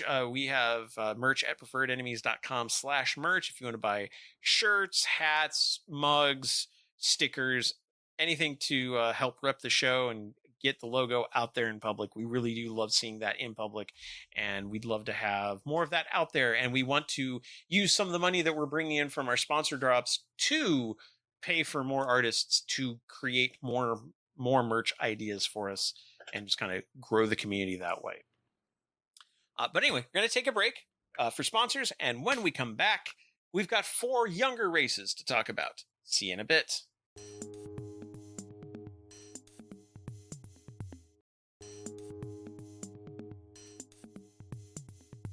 And we're back, and that means it's time to continue on with our faction focus on Xenos races. And we're going to continue now with races that are not millions of years old, but instead much newer arrived on the scene. And we're going to start off with the Leagues of Votann, the most recently added of the Xenos species, as far as the game is concerned. The Leagues of Votann, we've already had our space elves and our space orcs, and so let's continue with that fantasy trope. These are our space dwarves. Now, technically, they are a genetically modified human or abhuman offshoot that were sent out during like the golden age of humanity in the years like up until probably 10,000, 20,000, like the 10th to 20th millennium, somewhere around there. But now it's a lot of words for space dwarves. Yeah. But now they are so different from humanity that they are effectively a new species. Yeah. They are heavily genetically modified for the kind of work they do in resource extraction. And if I had to sum up this faction's goal in 3 words, it would be fully weaponized capitalism. Heck yeah. I can get behind this, right? Yeah. This is a species that is fully focused on like acquiring resources, utilizing them for themselves, and also selling them to the highest bidder and making contracts. Played Deep Rock Galactic? Yep, that's them. Now, so we'll just say this is late stage capitalism. Very late stage, the latest of late stage capitalism. We are exploiting stars now. So now one common misunderstanding, if you are new to this, when they say leagues of Votann, you'd be like, oh, these are the Votann are the space dwarves. No, they just consider themselves kin. That is what they call themselves, the kin. Yep. And kin also includes any of the robot helpers they make, because kin are kin as far as they're concerned. Anything that is animate enough to help them, even if it's not truly alive, it still serves a purpose in their society. It is still kin. Yep. No, the Votann are the giant ancestor computers that each individual league has that basically run society for that league, including deciding when new kin are made, because they don't reproduce naturally. They are all out of clone vats, but they are not copies of each other necessarily. Each one is genetically specified for a particular purpose and just made different enough so it's a unique individual. But the problem with these ancestor cores, as they are also called, is that they are very old. Like I said, in many cases 10, 20,000 years old. And as time is going on, they get slower and weirder, as one's computer tends to do. It's not just because of that. It's because when a Votann dies, they collect the body and then they upload the memories into the Votann, so that way the Votann can live on with their ancestors. Right. It is that's why it's an ancestor core, but that means they're running out of storage space, basically. Just 20,000 years of memories is a little too much? Yeah, it might be. Defrag your hard drives, people. Come on. Yeah. And when they're running slower, it's even that they are releasing new clone batches slower and slower. They're unpredictable. It's like no one knows when like a new batch is going to be released. So their species is reproducing slower and slower. And so now they're getting even cagier and more defensive, but also offensive about taking objectives and resources, because they need those to continue the kin who are still around. You know what? That's also a pretty good description of the Votann players, because we don't know when the next wave of releases is going to be, and we're starting to get cagier and cagier about it. This is true. We're going to get our Berserk leader soon, right? That is fair. That is fair. Hey, but when you get one, you're very happy. Yes. That is true. We are very happy. Yeah. This is the faction that obviously is going to have the least lore with it, because they are the newest, but also they are pretty well-established space dwarves following space dwarf stereotypical lore. They're miners, they're laborers, they're crafters. They have ancestor magic space wizards, and they have leaders their leaders are named calls, and they lead war bands of kin to claim resources. They do dealings with various races. They are known to work with humanity when it suits their purposes. They are known to have provided ion technology to the Tau, a species we'll be talking about very soon. So they do business with other species. One they do not do business with, and we will be talking about them later, is the one that tried to eat them. We'll get to that a little bit later. Not a lot of business to be done there, really. No, not really. True. Negotiations were short. Oh, short. Their core mechanic, as I mentioned, this is fully weaponized capitalism. Their core mechanic is prioritized efficiency. So basically, from controlling objectives, and it starts off like controlling objectives in your deployment zone, and then controlling objectives outside your deployment zone as the game goes on, you earn yield points. When you have less than 7 yield points, your army is in what's called hostile acquisition mode. And in that case, your army is focused on taking objectives. You can advance and charge, and you are, I believe, +1 to hit anybody who's on an objective marker, because you want that objective. That's yours to acquire. Yep. In your command phase, if you hit 7 yield points or more, then you switch into Fortify Takeover. You have acquired your resources. Now you are going to viciously hold them. In Fortify Takeover mode, if you are within range of an objective, your unit is +1 to hit, and you get, if you're not a vehicle, then you have transhuman physiology. You're harder to wound if the attack is stronger than your toughness. Now, there are ways to spend yield points in the game. So if you're savvy, you can actually swap back and forth between modes. But often, depending on how many you're earning, you just often like get it. Once you're in Fortify Takeover, it is probably rare to get out of that. Right. This is also that advance and charge, being able to reroll advance and charge rolls early on is actually kind of useful because this is also another slow army. Everybody's got stubby legs, so they don't move terribly fast, which makes vehicles important and makes anything you can do to get to move forward important. As far as your detachments, the generalist detachment is the Need Guard, and yes, it's spelled with 2 A's with a accent above one of them because we're just very extra with our spelling in this army. But the Need Guard Oathband, this is your generalist detachment. You gain yield points for killing enemy units. And you have some stratagems that let you spend yield points to get extra abilities. So again, you can kind of play between those two modes, but you're going to be gaining yield points that much faster. Yeah, that's the main purpose of this detachment is I want to get to Fortify as fast as I can. Next up, you've got the Persecution Prospect. This is for Hernkin units. Hernkin are the scouts in the leagues. You'll often see them modeled with really nice leather coats with furry collars, and they have scouts on bikes and scouts on foot. And this detachment is about tagging units. Now, you don't have to have Hernkin to use the detachment rule, but a lot of the stratagems play off of Hernkin. And the enhancements don't, because there are no Hernkin characters yet. Nope. And that is one issue you will see in this army is a lot of the sub-faction type, like keyword factions, don't have characters. We are getting one eventually when we get to the Chthonian Berserks, but he isn't out yet. So a lot of times you're just using generic characters. Their ability is all your Leagues of Votann units can basically tag a non-monster, non-vehicle after they've shot it. And until the end of the phase, like they can only shoot that thing. And then it's considered assailed until your next shooting phase. This keys off of certain abilities on stratagems enhancements. If they were already assailed by someone else, then you pin them, which means they're -2 to move, -2 to charge. So you can slow down your opponent with these. Plus, there's other abilities that key off of that assailed status. And sometimes it's like you can use this if they're assailed or if it's a Hernkin unit, things like that.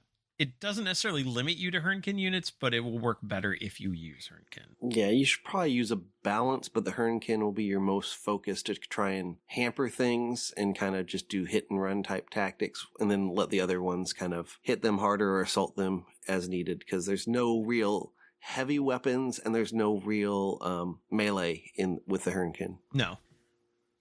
Moving on, we've got the Delve Assault Shift. This is your Chthonian Berserks. Chthonian Berserks are basically the heavy-duty, genetically modified miners in the Leagues of Votann. They tend to use hammers, axes. They are primarily a close combat force. They have feel no pain. They can fight on death. They do only have 1 wound, but they are tough 6, and with a 4 feel no pain and a fight on death, they can be very survivable. I've seen armies kind of bring them around just as like a quick hammer unit, like pop them out of a transport and run up into somebody's face and punch them. In this detachment, they get deep strike. Not that they're being teleported in, but that they're popping up from under the ground. And their battle line, they don't get more objective control, so you still want to have like Hearthkin Warriors as your core battle line to help you hold objectives. But if you just want to have an army that has a lot of berserks to beat face, this is not a bad choice necessarily, but it is going to be an expensive one because those come in units of 5. They can go up to 10 and they're like $60 for a box of 5. So just be aware. Mm-hmm. I mean, to be fair, there are some of the combat patrols or the holiday box that did have a lot of berserks in them. So that's one way to get those. And also I've played this now once and seen it played. It is a lot of fun if you just want to just rush things with berserks. Berserks aren't as hardy because I ran them into a shooty army, and yeah, even with the feel no pain, enough shots will take them down. But against a melee army, because they have that fight on death, they can wreck. Yeah. Next up, we have the Brandfast Oathband. This is your transport detachment. Your infantry gets sustained hits 1 while they're within 6 inches of a transport. They don't have to have disembarked from the transport that turn, which is kind of a nice change. A lot of these are usually like, hey, when a unit gets out, but this is just like being near the transport. They don't even have to be in the unit that was in the transport. This is my favorite of these, mostly because, as you said earlier, they move 5 mostly. So you're going to be wanting to take transports anyway, and then have them shoot better if they're close to a transport. It kind of gives you the best of both worlds. And this one is like all your strats are going to key off of vehicles or transports, sometimes specific ones like the Hecaton Land Fortress, which is a beast of a vehicle to deal with. Yeah, the return fire one from that, it costs 2 CP and 2 yield points, so it's kind of expensive that regard, but I always spend that because it can cause so much damage to opponent because that's your big hitter for the army. Yeah. Oh, yeah. Yeah. On the other hand, they also explode real good. My last game against a League's player, he had a land fortress kind of anchoring his midboard control. I hit it with my Gladiator Lancer. Both shots hit with the laser destructor. I did exactly 16 damage to it, and then it blew up. And it took out the unit of Berserks and the unit of Warriors that were within like 6 inches of it. Also, ouch. It just carved a hole in the middle of his line. Right. And I was able to utilize that. But yeah. But that was also a very lucky set of shots to get just what I needed. Because if I hadn't, I was going to have a bad time. Let's see. Then we've got the Hearthfire Arsenal, which this one is... I tried to summarize this as the broker/robot detachment. Yeah.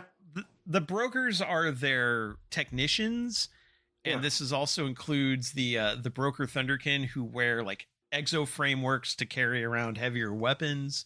And this army also kind of focuses on a new unit, the Ironkin Steeljacks and the Memnir Strategist, both of which are Robotkin or Ironkin.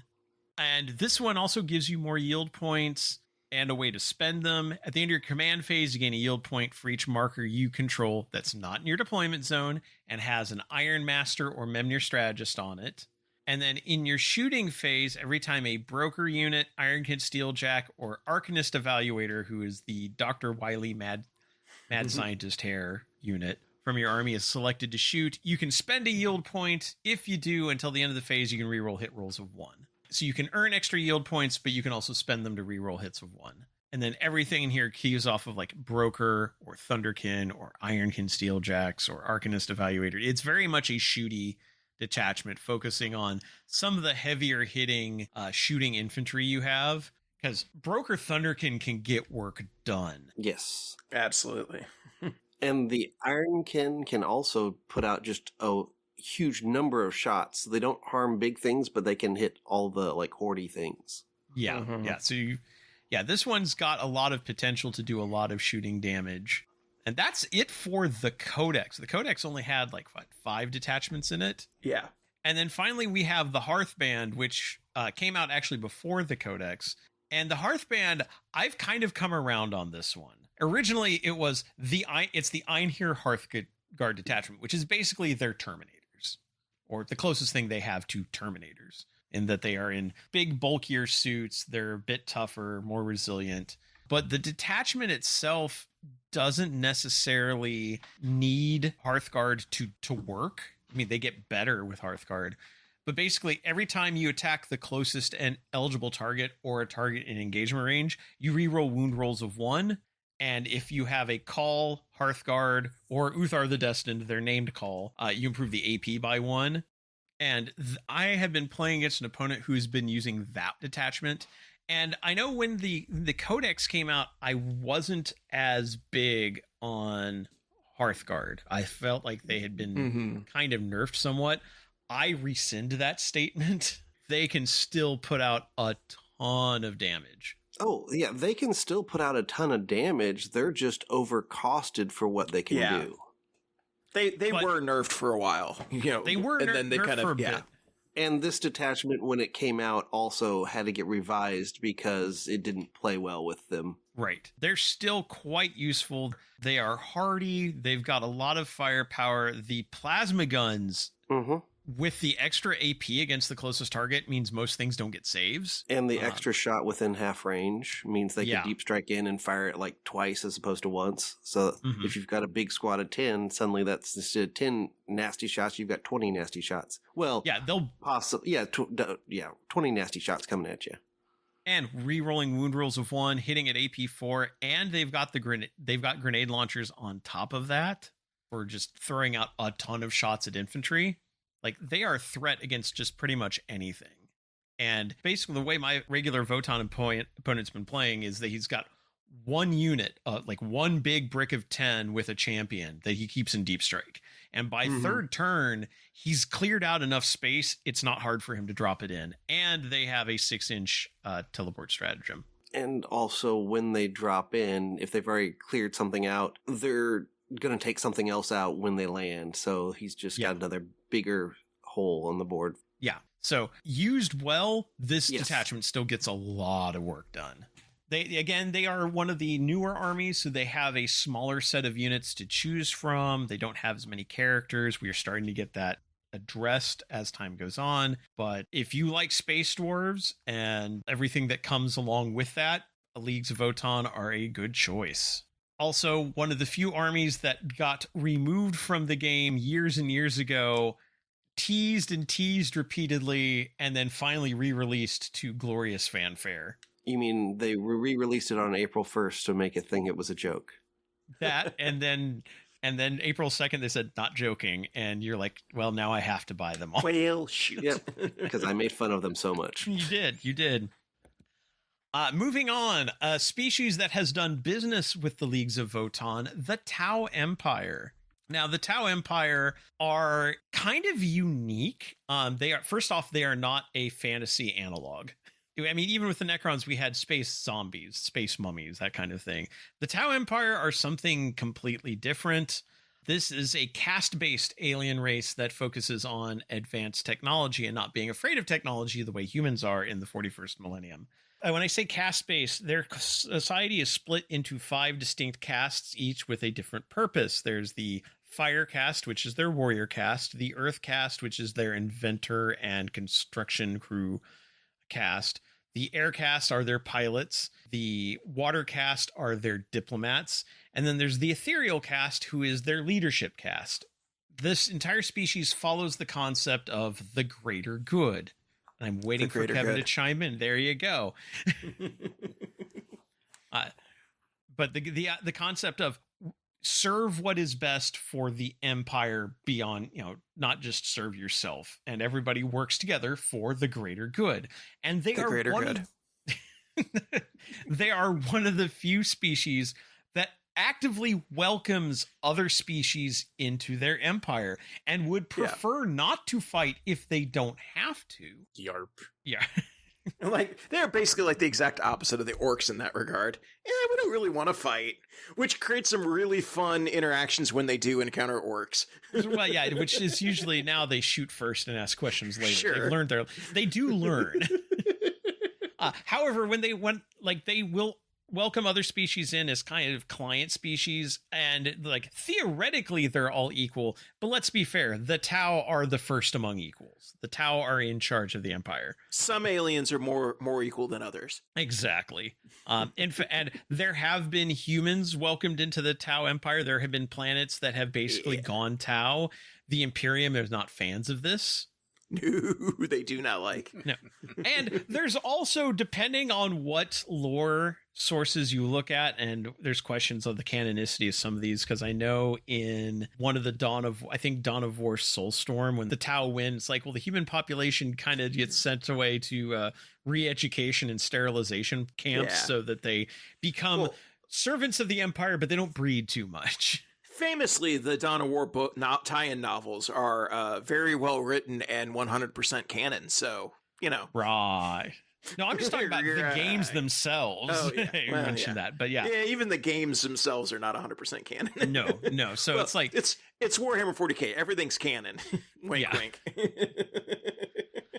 The Tau are also interesting in that they were possibly uplifted. They were not a created species the way like the Eldar or the Orcs were, but they most likely were uplifted somehow, because like 5,000, like in the 35th millennium, a human explorer fleet found the planet Tau, and they saw these species of blue tribal warriors fighting each other, and they're like, they're not really a problem right now. We'll come back later and just clear them out. Nothing, they're barely using black powder right now. So they left, and then warp storms moved in around the planet conveniently and kept them sheltered for about 5,000 years. And when humanity came back, they had basically developed Gundams. Now when I say uplifted, also the ethereal caste is not an original caste. There were originally 4 tribes on the planet: the fire tribe, the water tribe, the earth tribe, the air tribe. Everything was fine until the Fire Nation attacked. And then they came together and created an avatar like me. No, sorry. Well, kinda, maybe. Yeah. But basically, the constant fighting between tribes had led to the kinds of things that always happen in war. Plagues break out, people are dying, and the Tau society is destroying itself. And then one night, lights appear on a mountaintop, and these new Tau come down from the mountaintop and approach the leaders of the various tribes and say, "Come up with us to the mountaintop, and let's discuss this and see if we can find a way to serve the greater good." The greater good. And then when they came back, they're like, "Yeah, we're going to follow these guys that just showed up because they know what they're doing. And they're going to help us bring peace and prosperity to our society." There may be a form of mind control here. Nah, where would you get that idea? Lights appeared, and then these new Tau appeared who could control the entire species. And nothing bad has happened to them. Really, actually, the society's worked out fine for the last. Actually, yeah, it has worked. Yeah, it has worked pretty well for them. It's worked pretty well for them, not for other people as much. Yeah. And in that time, they developed advanced technology. They did dealings with the kin and the Leagues of Voton to get ion weaponry. They developed robot suits. They developed drone technology. They've developed railgun weaponry. And they've made contact with other races. They've slowly expanded their empire. They are not a psychically active race, so they cannot use the warp, but they have figured out how to skip their ships on top of the warp, like at the border between real space and the warp, so they can get faster than light, but they can't go quite as fast as warp travel. So they've slowly been expanding their empire, and eventually they ran into humanity again, and they discovered that humanity didn't really get along with them. And so they've fought a number of wars with humanity over like planets that they want to claim or have claimed. Mm-hmm. This is a shooting army, by the way. This is not a close combat army. These guys are weedy and in fact, they find close combat to be barbaric. They really do not want to engage in it. They're like, they look at the setting like space game with guns. We have guns. Let's play this. Yeah. Yep. And in fact, their core mechanic is the greater good. The greater good. There we go. So with the greater good, units can spot enemy targets. So you can have units become observers and spot an enemy target that they have line of sight to. And then they can guide other units that are not observers. So like if a unit is observing, it can't be guided.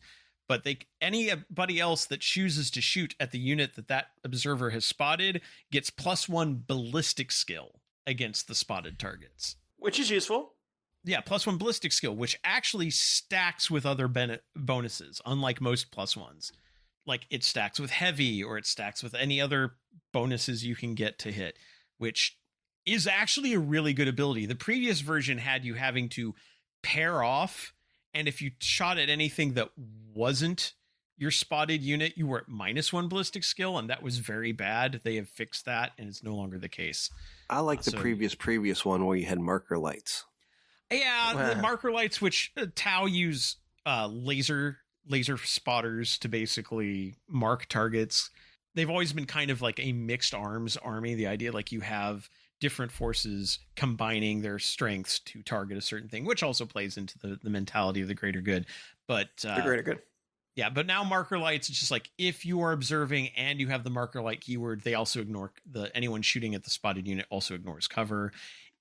I like the marker light tokens, but this is a simpler way to do it. They're kind of Yeah. along the lines of the streamlining that we have in general in 10th edition. Now, only Tau units have the greater good ability. Their auxiliary races, so like Kroot and the Vespid, these are both alien races that they have brought in and are represented on the tabletop, do not get this rule. This is it, because again, Tau are first among equals. So they get it, not anybody else. Their detachments. This is a relatively small list and is a source of contention and disappointment for many Tau players. I don't know who you're referring to. Everyone that I talk to is fine. Everyone that I talk to is fine about it. Yeah, they're perfectly happy with this number of. Anyways, compared to the 9 we had with Necrons. So we have Kauyon. These first 2 detachments are named after Tau combat philosophies, because the Firecast are their warriors, and they were also a hunter culture, and so they have based their strategies off of hunting tricks.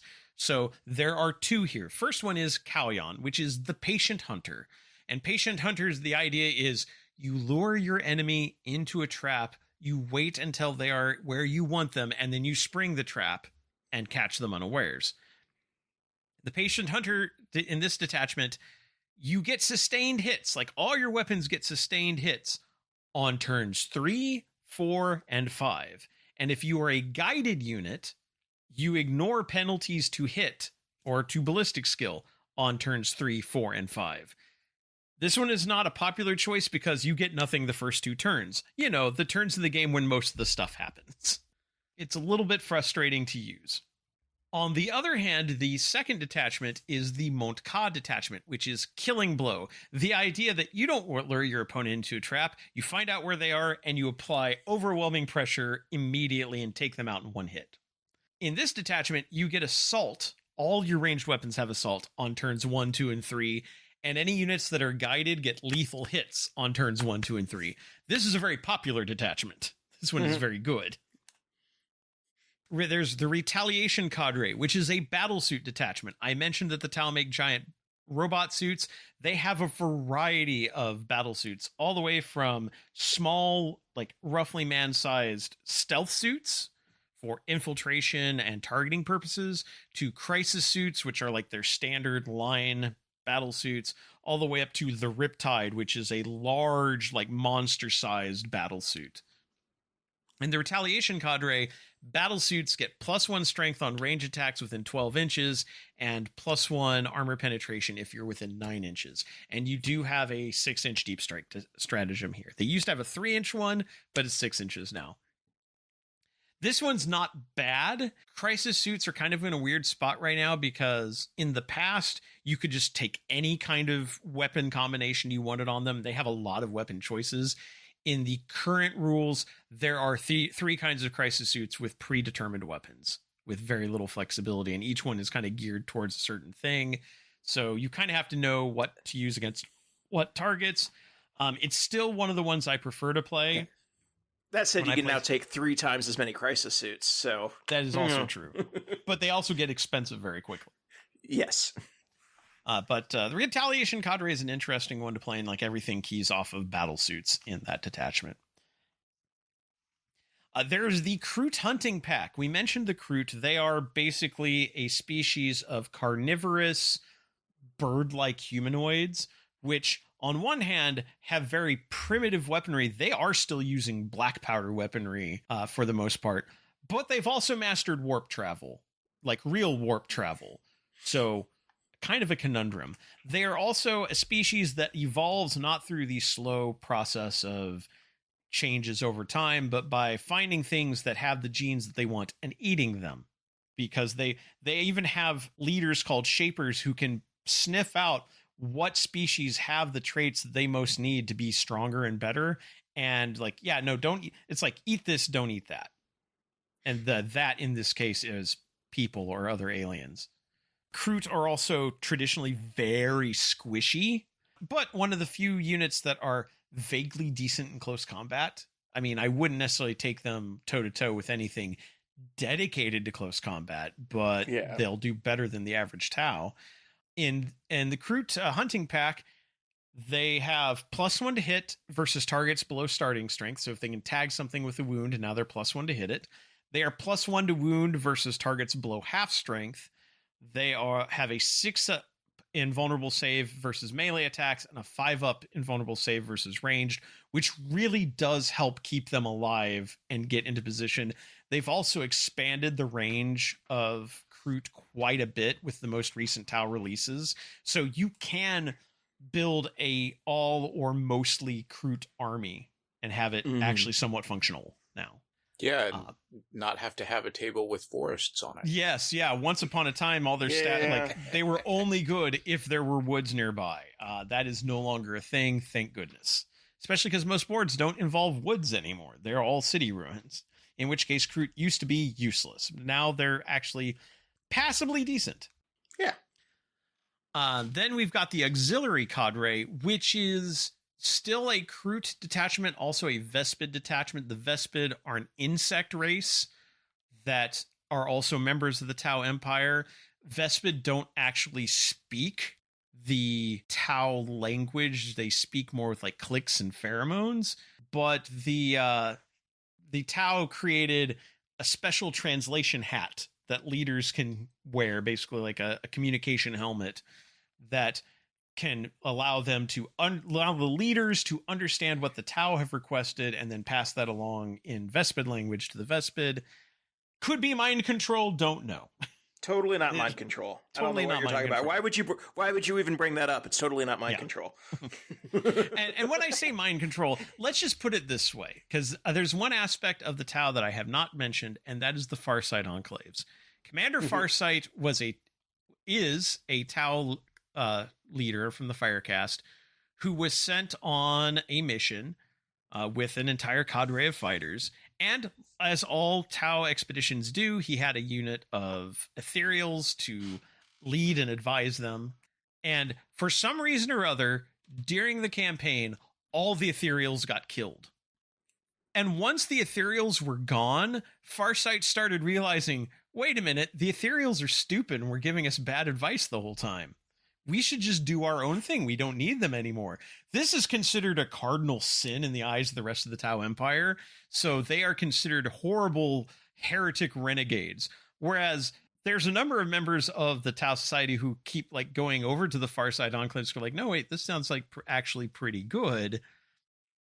And the thing is, Farsight doesn't hate the Tau. He's very loyal to the Tau. He has helped out the other Tau on numerous occasions, and they keep trying to say, like, well, if you turn yourself in to be re-educated, we'll let you back into the Empire, as long as you promise to turn yourself in. And he's even made that offer, and they've turned him down because they want to publicly make an example of him. Exactly. They don't even want his help.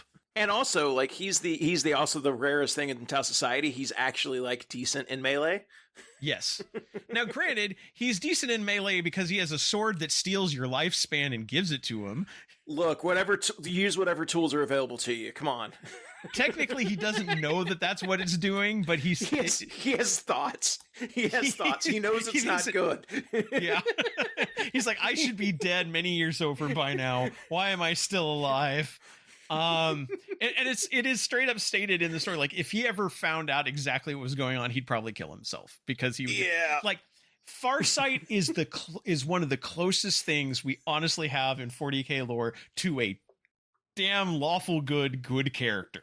Right.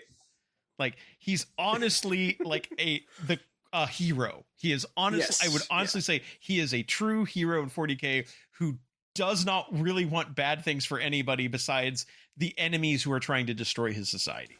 Yeah. Does have a mat on for orcs. Yeah. Does not like orcs, but orcs also, again, short negotiations. Or sure. Also, there's some rumors that maybe he fell to corn. Who knows? I don't know. Nah. That's unsubstantiated. In the Arcs of Omen, he was tempted and he broke past that. Did he, though? Yes, he did. Canonically, yes, he did. You're playing in a little AU where he didn't. Anyway, the auxiliary cadre, this is what I would call a Kroot and Vespid partner detachment. Because Kroot, it's not like where you like take half your army is this, and they play off of each other. Kroot and Vespid are already part of the Tau army. But in this case, Kroot and Vespid units, if they are within 9 inches of an enemy unit, then other Tau get +1 armor penetration against those units. So basically, they kind of act like not exactly spotters, but they kind of help exploit weaknesses. And then if they are within 6 inches of other Tau units, they get 18 inches, basically an 18-inch lone op. So they can't be targeted by ranged attacks. So it encourages you to have some synergy and play them together.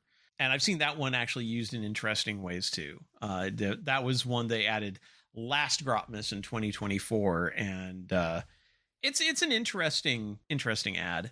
Honestly, like the alien auxiliaries within the Tau Empire is the coolest concept in the army, in my opinion, that they've not fully fleshed out yet. Like, I really hope that they add more to this going forward, add other client races, add other like different things to kind of round that out and make that, like, specifically this detachment would become a lot more viable with more options. But I think in general, it's just a cool concept because the Tau Empire is one of the few ones that isn't incredibly xenophobic and will actually welcome in outside influences. Yeah. And it would give them an opportunity to just sculpt some wild new aliens just as little 100%. Yeah. And then finally, we have the experimental prototype cadre. This is, I labeled this as a high-tech detachment because the idea is this is to make, like, the Earth cast is experimenting with weaponry and trying to high tune it and make it super powerful. All your ranged weapons get +6 inches of range, which is not bad. And then all the various enhancements are for specific crisis suit weapons and make them individually better. And then all your stratagems are about shooting and having just better weaponry. That's another fun one to take and works with everything in the army. It's everything Tau Empire. So even your Kroot would have longer rifles. Mm-hmm. No, it's very useful because it doubles down on what you're good at. You like shooting? Well, here, shoot better. Right. Now, half the stratagems are built around like battle suits or crisis suits, which makes sense because, again, the enhancements are all for crisis suit weapons. But again, it still plays nicely with everything in the army and lets you just reach out and touch somebody. And Tau already have decent range on a lot of their guns. They have one of the longest like battle line unit gun ranges available at 30 inches. So this gets them to like 36, which is an 18-inch rapid fire range is not bad.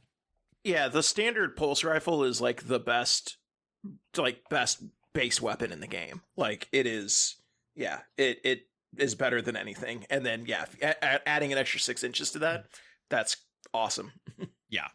So if you want a high-tech shooting army with giant robots, or you want like weird alien hunting packs, Tau is a fun army to play. I've played Tau for over 15 years. I come and go from it and try out other things, but I always end up coming back to it. I have most of the Tau units at this point, and I've tried out almost all of them. So it's a fun army to play. And it can be very handy in the right hands. So when are you getting the Manta? I don't have that kind of scratch. I have seen him. I have a Taunar. That is good enough for me. That's legitimate. All right, moving on. We've got 2 more to go. First is the Tyranids. This is the one where the negotiations were particularly short with the Votan. Yeah. Yeah, the Tyranid. We want to go to your restaurant, and you are the restaurant. You're the menu. Oh, don't like this at all. What's on the menu? Well, yeah. So the Tyranids are an extragalactic race. They are not from the Milky Way. They came in from outside. In fact, they are the species that drove the Silent King of the Necrons back to the Milky Way, and it started waking people up some more and saying like, okay, yeah, we've got a big threat coming in. They are an all-consuming hive mind. And when I say all-consuming, I mean literally. The entire species is basically one swarm being that travels from planet to planet in giant hive fleets, consuming all the biomass off of a planet and then sucking it up and then leaving just dried out barren husks behind. And when I say all the biomass, even the creatures that they send down to the planet to clear out the planet and kill any defenders and consume everything, they will throw themselves into the digestion pits and be sucked back up also. They waste nothing. They use every part of the buffalo. So it's less eating and more drinking because they just suck it all up in a big giant straw up into the space. Yeah, pretty much. It makes a slurry. Yeah. They are also a species that is constantly evolving. And when I say constantly evolving, I don't mean, it's not like over the time, the slow advancement of changes and small tweaks and mutations. It's like, no, they'll send a wave of attackers at defenders. Oh, the defenders used this particular weapon. Well, the next wave, we will grow them with thicker armor or faster speed or like whatever would get past what the defenders used the last time. They constantly adapt and evolve to whatever threat they're facing, which makes them very difficult to fight. Also, they attack in massive swarms and waves, but they also have massive creatures. And those massive creatures have little bitty creatures attached to them because everything in this army is biological. Every sword, every gun is a symbiotic creature. Every bullet they fire is actually a creature. Everything is alive. And everything is adapted and developed to kill you and eat you. They do not have any sort of personal presence. There are no individuals. There is no communication with the hive mind. There is no negotiating with the hive mind. The best you can do is give it bigger targets to go after instead, which has been done in a number of stories. The Eldari have specifically directed hive fleets away from their own planets by saying, look at this yummy human planet over there. Wouldn't you rather eat that instead?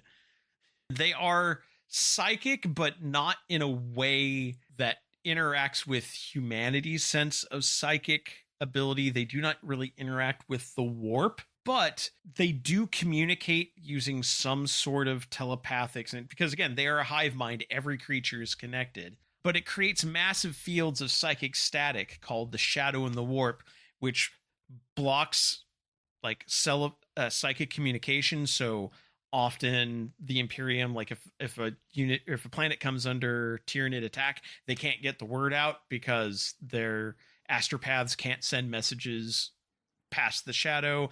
It interferes with just the thinking processes in people, makes them more prone to fear and panic.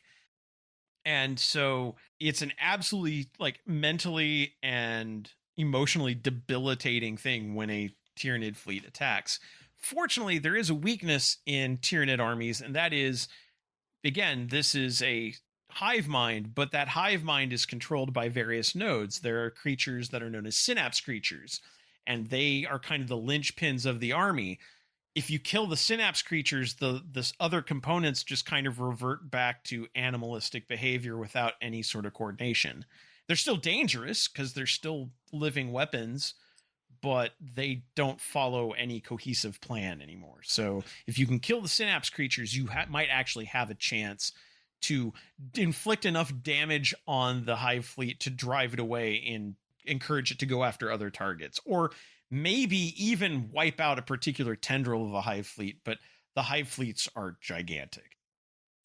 And those synapse creatures, that is kind of the core mechanic of the army. Synapse, which has always represented those control node creatures. Tyranids within 6 inches of a synapse creature, and they'll have the synapse keyword, test leadership on 3d6 instead of 2d6. So they are very unlikely to break unless you roll really low. Also, if they're within 6 inches of the synapse creature, they get +1 strength in melee. By the way, synapse creatures are always within 6 inches of themselves. And some of them are quite nasty in melee, so they always have +1 strength. But unlike most factions, they get a second core mechanic too. Ooh, a second core mechanic. Yeah. Tommy, why does your mom let you have 2 core mechanics? That's okay. It makes up for agents of the Imperium who don't get a core mechanic. Exactly. And so their other ability is Shadow and the Warp. Once per game, in either player's command phase, if you have one or more units from your army on the battlefield, so you are still in the game, you can unleash Shadow in the Warp. When you do, every enemy unit has to make a battle shock test, and if they're within 6 inches of Synapse creature, they subtract 1 from the test. Properly applied, this can really screw with your opponent's plan. Mm-hmm. Yeah, since I always fail battle shock tests and they can use it on my turn, so I get battle shocked and can't use stratagems or score my objectives. Yep. Yeah. This is probably the first time mechanically that they finally actually got Tyranids being scary, right? Mm-hmm. I would agree with that, because Yeah. they are nasty to fight against. Right. Your detachments, you've got the invasion fleet. This is your generalist detachment. And basically, at the beginning of the game, you select an adaptation that applies to all your units until the end of the game. So you can kind of look at what your opponent's playing, and then you can decide to either have sustained hits against infantry, or lethal hits against monsters or vehicles, or precision against characters on critical hits. So is your opponent playing a vehicle-heavy army? Go for lethal hits. Everything has lethal hits against it. Are you playing against an infantry-heavy army? Get the sustained hits. Everything gets sustained hits against infantry. You can kind of target things to fit with whatever your opponent is playing, and it will work with whatever you take.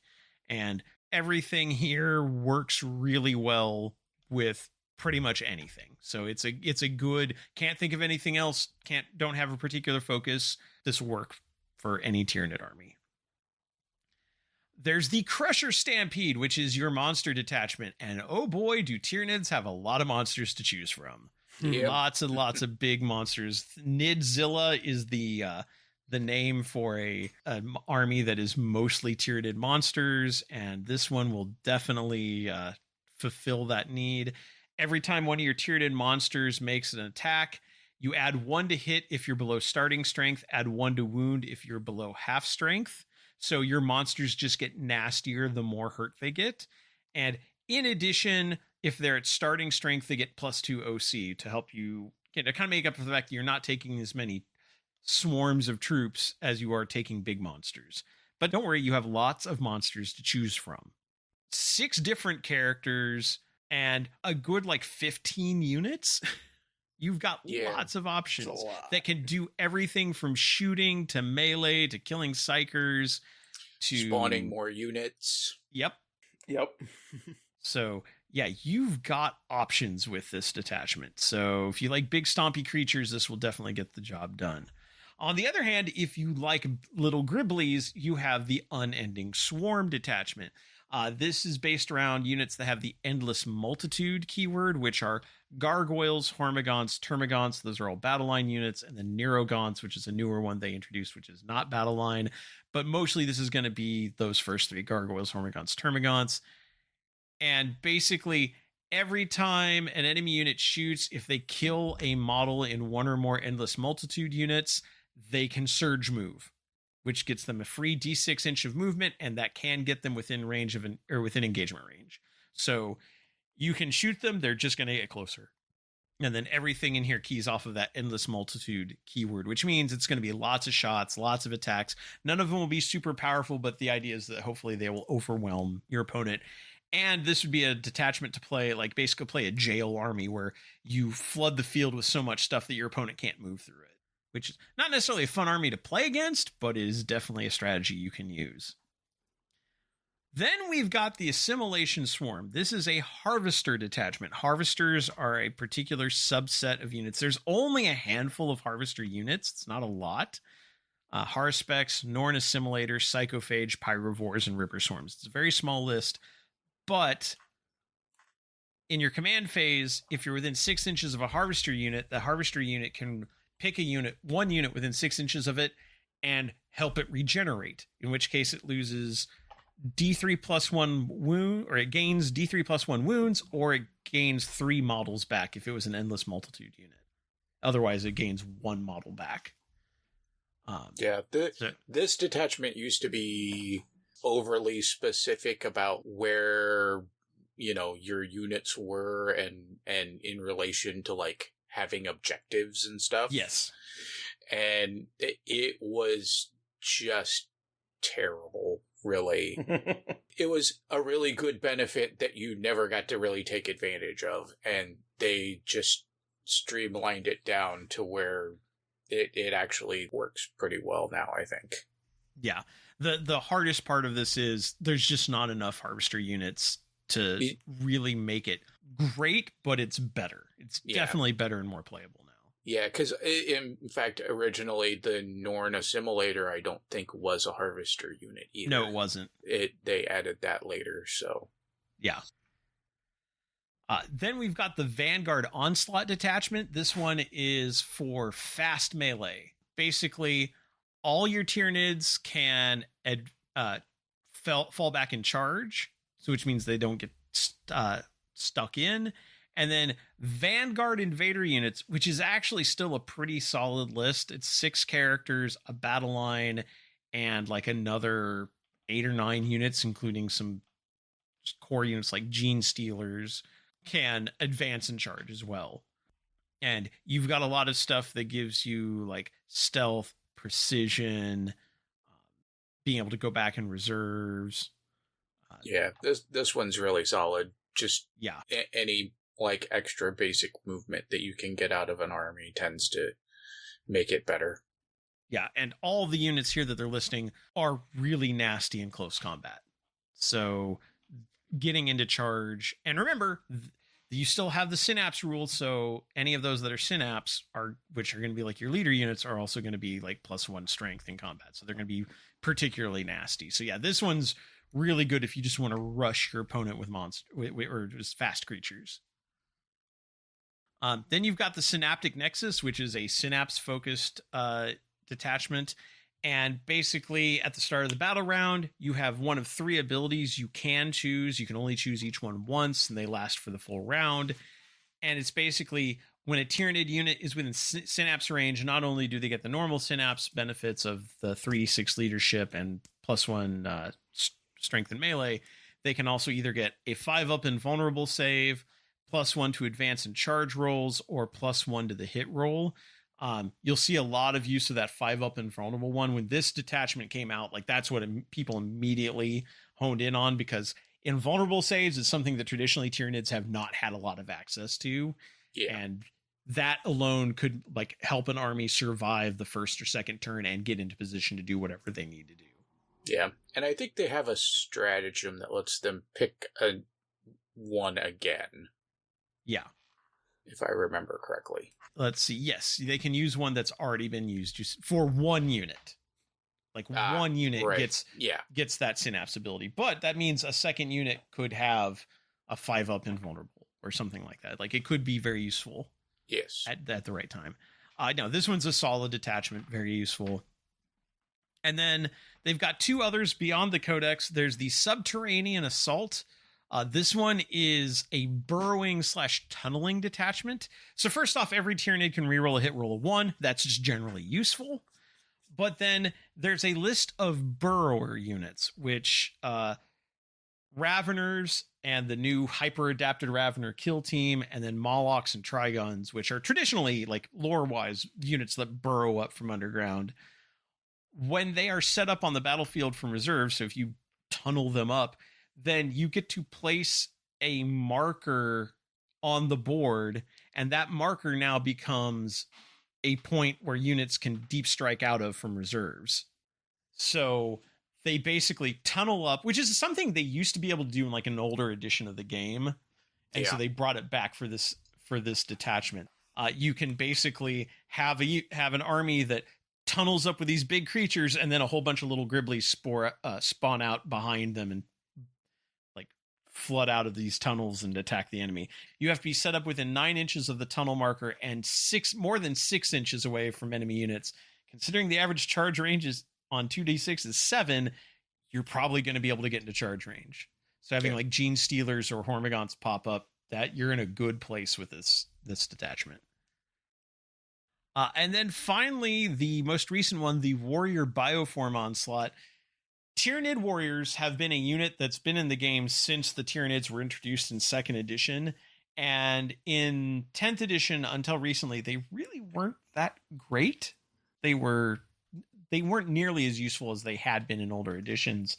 This detachment attempts to kind of fix that, because your Tyranid warriors and your winged Tyranid prime unit all get 5 up invulnerable saves. So again, invulnerable saves, great for this army.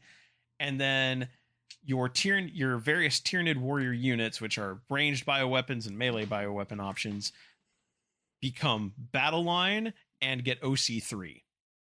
So they can you can take multiple, up to 6 units of each. They can hold objectives better, and they've got a 5 up invulnerable save.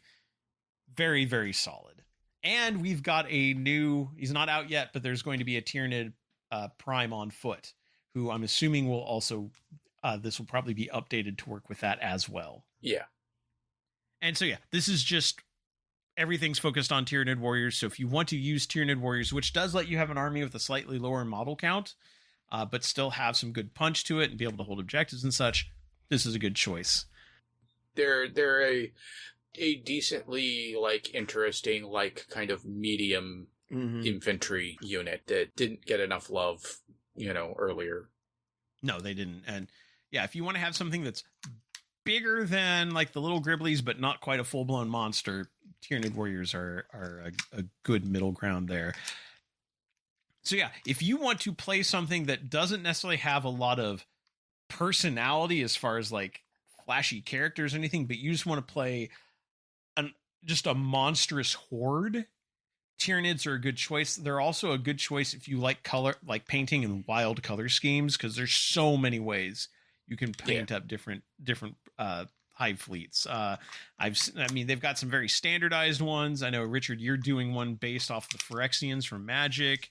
Yep. I've seen lots of coconut crab Tyranids that are really well done, and just there's all sorts of color themes you can go with. So if you like painting organics and very alien creatures, even if you want to go with a shiny glossy black and kind of have them xenomorphish, these are kind of like xenomorphs, but I think at this point they're very different than it's not even just xenomorphs with the serial numbers filed off. This is something very different.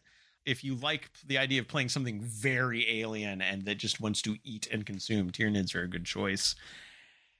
And then finally, I told you I lied when I said I wasn't going to mention humans again. We're going to talk Gene Stealer cults. Now, Gene Stealers are one of the species in the Tyranid hive fleet. And primarily, they've been known as kind of shock attack troops. But they were actually the first Tyranids detected, although when humanity first came across Gene Stealers, they didn't know what they were. They just thought they were an alien species from this one planet that they'd never seen before. And that's because they are the vanguard race. They are the scout race that the Tyranid fleet sends out to try to identify what planets to go after and also to soften up the defenses, but they do it in a very insidious fashion. So when a Gene Stealer makes its way to a planet, it will encounter people, and one-on-one, if you're a human, you are no match for a Gene Stealer. Most Space Marines are not a match for a Gene Stealer one-on-one. It'll be a close fight, and the Gene Stealer will probably win. Which is why in the game Space Hulk, you go up against them in Terminator armor. And if you're lucky, some of you may survive. But Gene Stealers, though, often this is where it does get a little bit alien xenomorphish, but goes in a very different direction. So they will hypnotize humans they discover, which is kind of known as, and they can also give them the Gene Stealer's kiss, which is they use an ovipositor to inject a piece of genetic material into the humans. The hypnosis and the kiss will make these humans absolutely loyal to the Gene Stealer. And so then the Gene Stealer will go crawl away somewhere and hide and become big and become a patriarch. And then over time, because that genetic material has been inserted into the humans, when the human has a kid, that kid is going to be a monstrous Gene Stealer human hybrid. But as far as the human's concerned, it's a beautiful, lovely baby and needs to be protected and raised carefully. Those Gene Stealer hybrids will have kids with humans. Don't think about it too much. It's gross. Those children will be slightly less monsterish and more human until you get to the third generation, in which case they're almost indistinguishable from human other than being bald and having little ridges above their nose. But all of these generations are going to be completely loyal to that patriarch that started the whole process. The fourth generation that those hybrids have, those nearly perfectly human hybrids have, are just straight up gene stealers. The fourth generation are just pure strain gene stealers. So over time, you basically end up with this giant indoctrinated cult, both of hybrids who are genetically connected to that initial gene stealer, and all the people who have been hypnotized, who are not necessarily part of the cult, but are psychically tainted to be loyal to it and corrupted. And they will infiltrate labor forces, mining programs, planetary defense regiments, and all of this in the cult's mind is to wait for the Star Children to come and save them from the oppressive Imperium, which, to be fair, it sucks to live in the Imperium. It is oppressive. I don't necessarily blame them, other than the fact that they've been horribly indoctrinated by an alien through hypnosis. They often will believe in something called the four-armed emperor. There's not a real emperor out there. We know about the four-armed emperor, who our patriarch is the emissary of the four-armed emperor. And the Star Children of the four-armed emperor will come to save us in a day of ascension. And when the Tyranid fleet gets close, it sends out a psychic signal that gets broadcast to the patriarch and channeled throughout the rest of the cult. And that tells them it is time to lead the uprising and welcome the day of ascension. They will sabotage supplies. They will disrupt defenses. They basically do whatever they can to make it as easy for the Tyranid fleet to land and do what the Tyranids do. Note, they still get eaten. Yep. Yeah. And in fact, they don't realize this until the very end, when a second signal is sent off that cuts them off from the hive mind, and suddenly they all panic and then are eaten. Yep. I mean, they ascend through the straws. Yeah. No, it's just It's not wrong. It's not wrong, just not what you wanted. Yeah. It's just a particularly dick move to, like, at the end be like, oh yeah, just to let you know what's going on. We're going to give you that moment of clarity right before the end. That's cool. That's cool. Thank you. Thank you for that. Which that's just so much better. And the thing is about that like last moment where like they all like run away is also part of the way that the Gene Stealer cult perpetuates. Yes. Because the Gene Stealer, like whatever like pure strain Gene Stealers are attached to the cult, will specifically run away and try and escape on evacuation transports, and that's how they spread to other planets. Yep. Yep. It's all part of the plan. And if the cult is discovered before it's ready to ascend, they'll kick off the uprising anyway, and just without the being eaten at the end. Yeah. And cults will fight each other as each one is convinced, especially if they were sourced from different hive fleets, they will turn on each other and fight. Yep. So the Tyranids are not one, I would say, are not one hive mind. It's several hive minds, each a separate hive fleet, because they do fight amongst each other. But your core mechanic here is cult ambush. This one has been rewritten a couple of times to get it to where it is now. But basically, based on the game size, you start with a number of resurgence points, which are like you start like in a 2,000 point game, you start with 10 resurgence points. Each time a unit from your army is destroyed, if every model in your army has the cult ambush ability, you can spend resurgence points based on what kind of unit that is, and you get a new one back into reserves, specifically cult ambush reserves. And then you get to put a token on the board more than 9 inches away from any enemy units, and you get a fresh copy of that unit back in your reserves, and they can pop up out of those cult ambush markers as long as no enemy units get close enough to the markers. If they get within I think 3 inches of the marker, or no, if they get within 9 inches of the marker, it gets removed. But at the end of your opponent's reinforcement step, you can basically get a free rapid ingress to place them back on the board, which it's a little clumsy. And some units are so expensive, like you might, like in a 2,000 point game, there's like one unit that costs 8.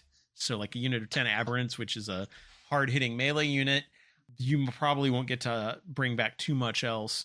But, you know, it's kind of an interesting idea. They had to fix it because in earlier versions, you could just never kill a Gene Stealer cult army because they could just keep bringing things back forever. So they had to come up with like this resurgent point mechanic. This is probably one of the more balanced versions of Cult Ambush. Yes. It is a little mechanically clunky with the ambush markers and stuff, but it works well enough. But some previous versions, were just ridiculously overpowered. Right. Mm-hmm. And yeah, it's one of those armies where it's like there's not a lot of big heavy hitting units. It's very much like a horde army of infantry, and so it can be very good at scoring objectives, and especially when units could just keep coming back forever. Like it was very difficult to deal with. Now it's far more balanced. I'd say it's one of the harder armies to use well, but it still does decently well competitively. So in practiced hands, it does actually work okay. Yeah, it is one of the more complicated armies. Yeah. Your detachments, the Host of Ascension. This is your generalist detachment. Units set up as reinforcements, so from Cult Ambush or regular strategic reserves, gain sustained hits 1 and ignore cover when they pop up, which can be quite useful. And that lasts until the end of your next fight phase.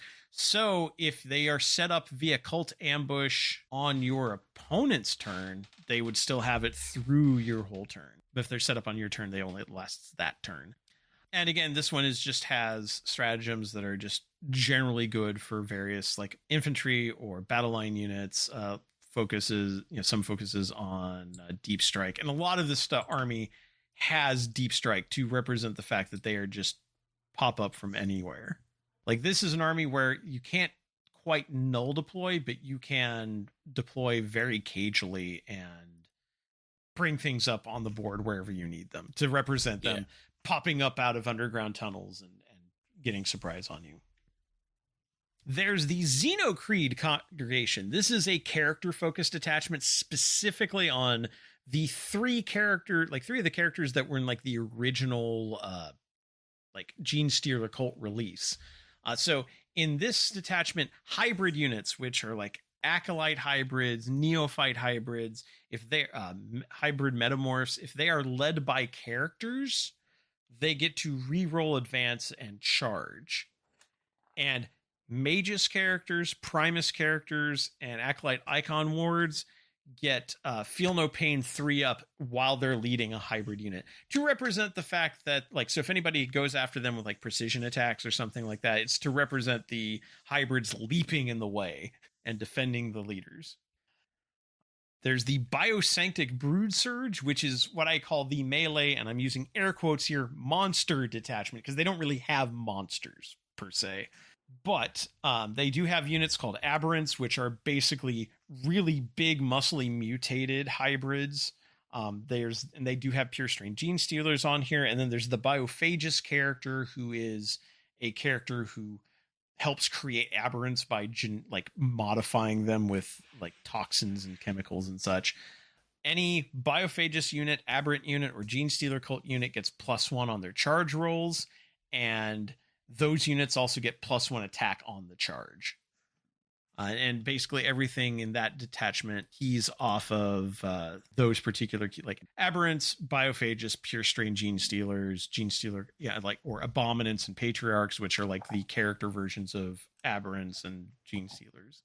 Yeah, and generally big muscly dudes that don't have a lot of armor, but have kind of just innate toughness, so they have feel no pain a lot of times and are a little hardier, have more wounds. So yeah, because aberrant is tough 6, 3 wounds with a 5-up feel no pain. Granted, only a 5-up armor save and no invuln, but it's still like a unit of those is going to be a pain to take down. So if they can get up to you faster, that's not good for you. There's the Outlander Claw, which is their bike and vehicle detachment. This is here you get +1 objective control on bikes and vehicles, which is one of the few ways you can get really mobile with this army. And it's also one of your few sources especially on the vehicles, of higher strength ranged weaponry. And also Adelan Jackals, which are your bikes, get sticky objectives, which really helps if you're going to be constantly moving around. Yeah, I think that the Jackals have pretty cool models. They're one of the few times, like when you say like bikes in this game, a lot of them are just big, bulky Batmobile bikes, right? Mm-hmm. Whereas these guys just ride around on little dirt bikes. Yeah, they look straight up like guys on dirt bikes, and the dirt bikes and like ATVs. Yeah, because they've also got quads they can take. But they do have access, like on those quads, they can take like mining lasers, which gives them some really nasty ranged punch. So just because they're on dirt bikes doesn't mean they can't do real damage to you. Right. They've got the mobility. And their leader has like a sniper rifle. Right. And Adelan Jackals can actually get brought back with resurgence points. So if you have like smaller units of them, like those are only 2 resurgence points, you can just spawn bikes over and over again. So this could be this one can be very useful. You've got the Brood Brother Auxilia. This one gets into the idea that parts of the Imperial Guard or the Planetary Defense Force have either been infiltrated by Gene Stealer cultists themselves, or that they are hypnotized and like mind controlled by the Gene Stealer cults. This lets you take up to half your army as Astra Militarum, so Imperial Guard, which means access to all the tanks and heavy weaponry teams and like all the artillery and things that you could have from the Guard. Now, there is a list of certain things you can't have. No commissars, no named characters, no priests, no ogrins, no ratlings. But that still is a wide variety. That includes everything up to and including like Baneblade style super tanks. Yeah, just give one of your patriarchs a commissar hat, and then you're good, right? There you go. Right, exactly. But basically, this one encourages like a synergy between the Guard units and your Gene Stealer cult units. So anytime a Guard unit shoots, if they pick a unit within 18 inches and only shoot at that unit, then they tag it with overlapping fire. And if a Gene Stealer cult unit shoots at an overlapping fire unit, they get +1 to hit. The idea of just catching them in a crossfire. Which is a way easier like mechanic than their original crossfire mechanic that they used to have. That was terrible to try and have to use. Yeah. But yeah, everything in here is, gives you synergy between like your Astra Militarum units and your Gene Stealer cult units. For example, if you have a tank on the field and somebody gets near one of your cult ambush markers, you can pop a cult ambush marker behind the tank. So that's like, oh no, you didn't get rid of it. I'm just hiding them behind, in the shadow of this tank. Or being able to reroll charges against a unit, an Astra Militarum unit targeted. Now, those Astra Militarum units don't get the Gene Stealer cult keywords, so they don't get benefit from the crossfire.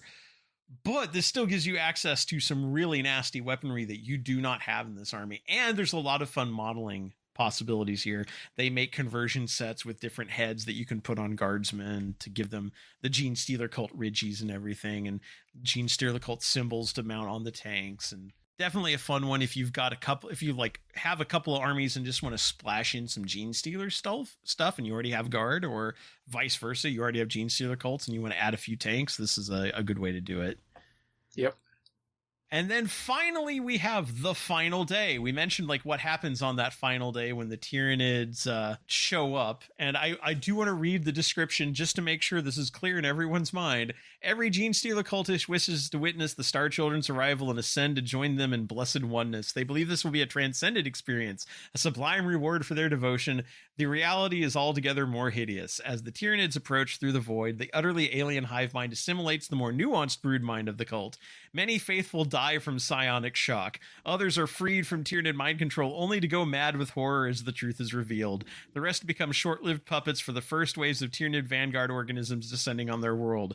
Exerting its will to make them fight harder and move faster, the hive mind swiftly burns out these surviving faithful, harvesting each flicker of bioenergy to reinvigorate its more valuable Tyranid organisms. So you go mad, they burn your brain out, forcing you to fight for them, and then you still get eaten. Yep. And this one, your synapse units can do mortal wounds to Gene Stealer cult units within 9 inches, unless they are Pure Strain Gene Stealer or Patriarch, because those are considered practically pure Tyranid units. And if they're within 9 inches of the synapse unit can do mortal wounds to them and then get those wounds healed back to the synapse unit, and the synapse unit gets +1 to hit until the start of your next movement phase. So it's like, suck the life out of these cultists to make my synapse creatures better. But this Tyranid, all Tyranids have a 6-inch aura of Gene Stealer cults get +1 to hit if they're within 6 inches of the Tyranid. And you can take up to half your army as Vanguard Invader units, except for Gene Stealers, Broodlord, or Aircraft, which is still, again, as we mentioned during the Vanguard Onslaught, that still gives you a fair number of creatures to work with. Yeah. And yeah, again, just about synergy between Tyranids and Gene Stealer cults. In the past, there was like army building where you could like just kind of mash the two together and they had a little bit of synergy. This is the first one that not only has the synergy, but also properly replicates what would really be going on. Yep. And yeah, that would be the Gene Stealer cults. If you like the idea of sneaky shenanigans popping up all over the board and doing like weird cultist things and bringing in possibly like guard elements or Tyranid elements, this is a neat army to play. Also, probably more like generic characters by percentage of army options, like of unit count of any other army. There's so many characters in this army, but yeah, this one can be a lot of fun. Probably one of the trickier armies to use well, but if used well, can be very effective. And I think that gets us through all 8 Xenos factions in the game. Woohoo! So Kevin, you did say there was a cooler race than the Necrons. Which one was that for you? Was it the Votan, since that is your current thing? I mean, no, I think it's still the Tau, because the Tau are just cool. Like, Farsight is awesome.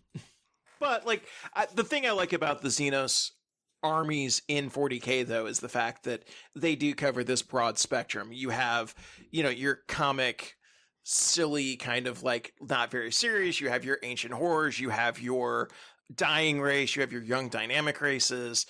You have your communists. You have your capitalists. Like, it's just really, it gives you a wide spectrum of options. Yeah, and you're not just playing the humans in a space setting.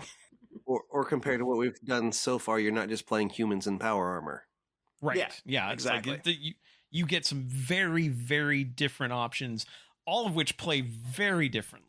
Like and look differently too. Yeah. Yes. Like even when you have species like the Eldari and the Drukhari, even though they are both varieties of space elf, their aesthetics could not be more different. Yeah. No, and the fact that I think all of these have had model refreshes relatively recently, like these are all mostly like newer plastic models that look great, that paint well, that are really striking on the table. So that's always a benefit too.